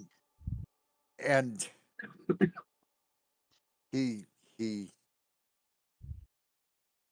thanks them profusely and says that he wishes on them the bounty of the gods of light. They chuckle and say, I don't think I've been blessed by an individual of the clergy before. That's interesting. Thank you. Stand around the stone for those that are ready. I have a question about this boon. Not sure how much If more I can answer, but okay. if we don't like it, can we remove it? It gets removed once it's used. And Oh, its use that's good. is not you to decide, but the boon to decide. Oh, Like I said, like the Feywild, it is random and chaotic. Most of the time it's good, and even though you may not understand how it's good, but there can be times it's not. Such is chaos. I'm friends with this kitten. Might as well be friends with chaos. So I'm used to it. Well, you're also tall, so we need you to bend down a bit. Like Side of I'm the like face. sitting on the ground. Yep. Side of the face, round the forehead. Sorry, I stink.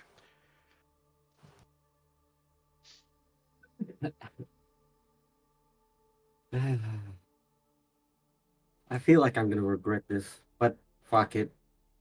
Sure.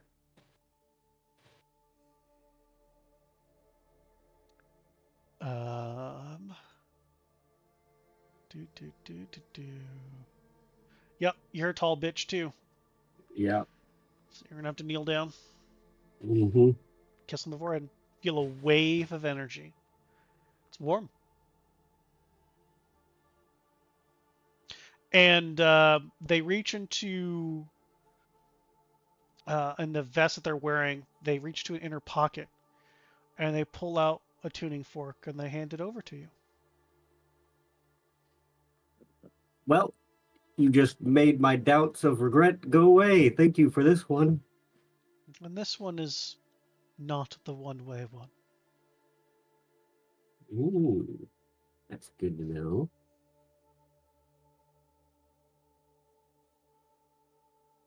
Now, are we ready? Warwick, are you ready? Oh yes. Well, pardon me if I decline, but as I've been taught, you always look the gift horse in the mouth. Contrary to the saying, but it's the thought that matters, and I appreciate it. Fair enough. Hey, Around the dragon heart, if you will, then please. Circle around, Daisy circle grabs around. Daisy grabs her weapons. Okay. Now, time and place, collectively. Enchanter, right? Yes, Bryn Shander, would you happen to know the time variance between the material plane and the Feywild currently? Not until we start traveling, which is why you all need to think of time and place. So, Although we're going defer to to have some Warwick. variance because apparently you all met Raymond here. So this will be extra interesting. So the rest of what you, if we time think, and place. Time and like, place. All we have Ask to do is Warwick. imagine this, right? Yeah. I asked Uh, Warwick to explain it to me so that we can get where we need to be. Okay. Let's go with the square outside City Hall, Bryn Shander, after the mushroom has exploded. after the elevator has crumbled, essentially, right? Like, Yes. After the interdimensional, enormous, giant, black, throbbing, purple-veined mushroom penis elevator has collapsed. Therefore, we have no paradoxical moments. you don't risk running into ourselves, kind of thing, or anything like that. Yeah, sounds good. All right. Is that what everybody except for Raymond is picturing? Because Raymond can't picture that. Yeah. All right. Then you see Veronestra stretch their hand out, and you can see that dragon heart begin to like really pulse with energy. Just, and you all can feel it. Like somebody turned up the bass and they're thumping. You feel it in your chest. I need all of you, even if you're not trained, give me an Arcana check. As they stretch out their other hand. Boop, boop, boop, doo.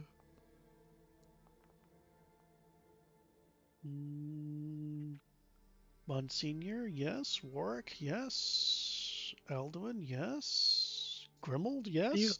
Daisy, Why are you no. disadvantaged? I Why have a is point Work of a exhaustion. disadvantage? Ah, All right, so I mean, with everybody this except for thing- Daisy. Everybody except for Daisy. Gosh darn it, Daisy. That's right.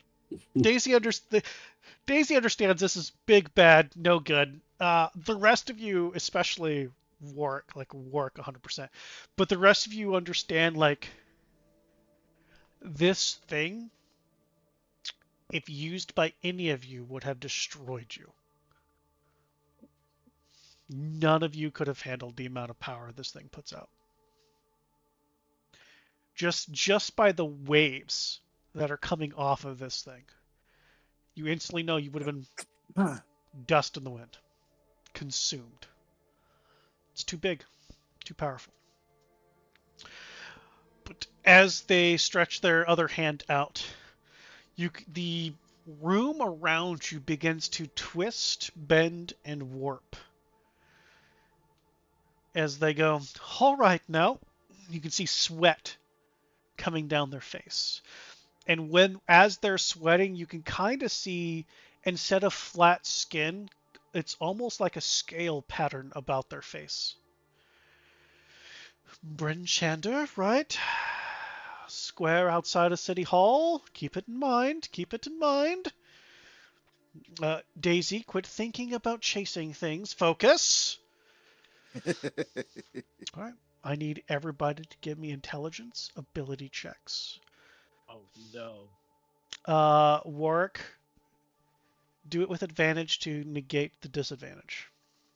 Oh no.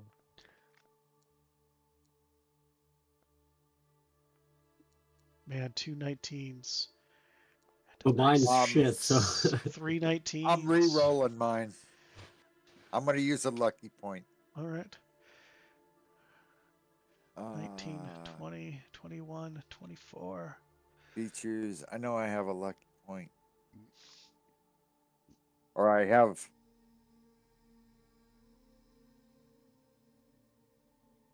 You I know I have something. you have lucky. You have 2 of 3 remaining. Features, active abilities, feat, lucky. Yeah. I have 2 left. Yeah. So go ahead and consume 1 and re-roll. Intelligence ability check.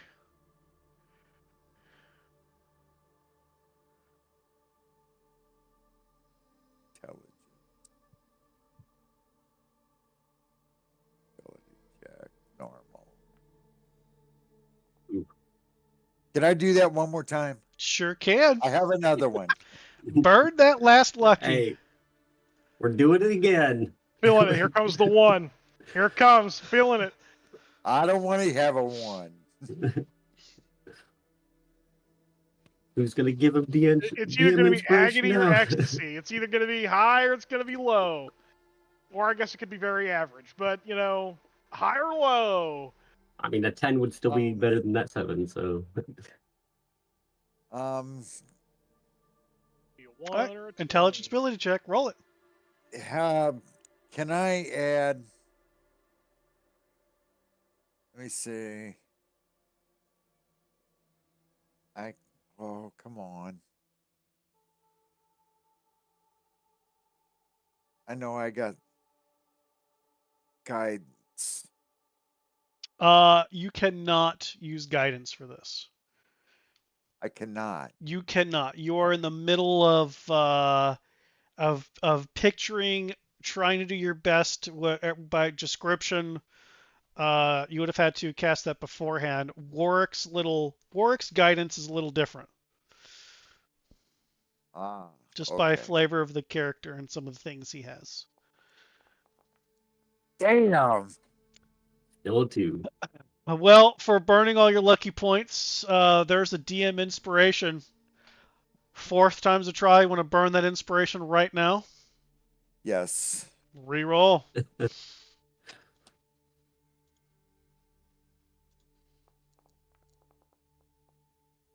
3. Went up by No. 1. Not meant to be. Hey, it's fine. It's all good. The dice tell story. Oh, wow. Dice say no.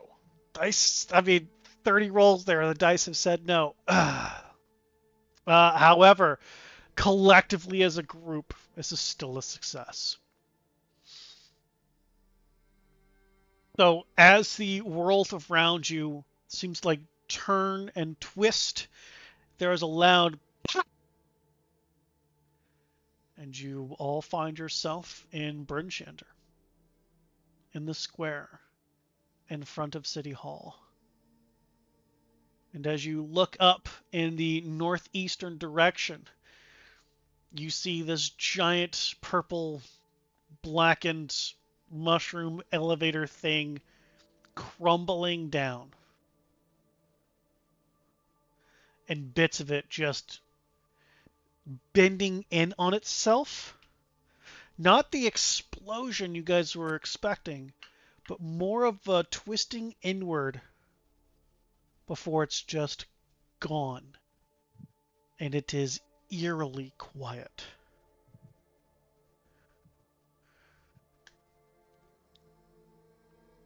As you look around, you do see the alchemist stone there. And that's where we'll end today's episode of Icewind Dale Adventures. Yay. Dale Okay. Adventures 2, Feywild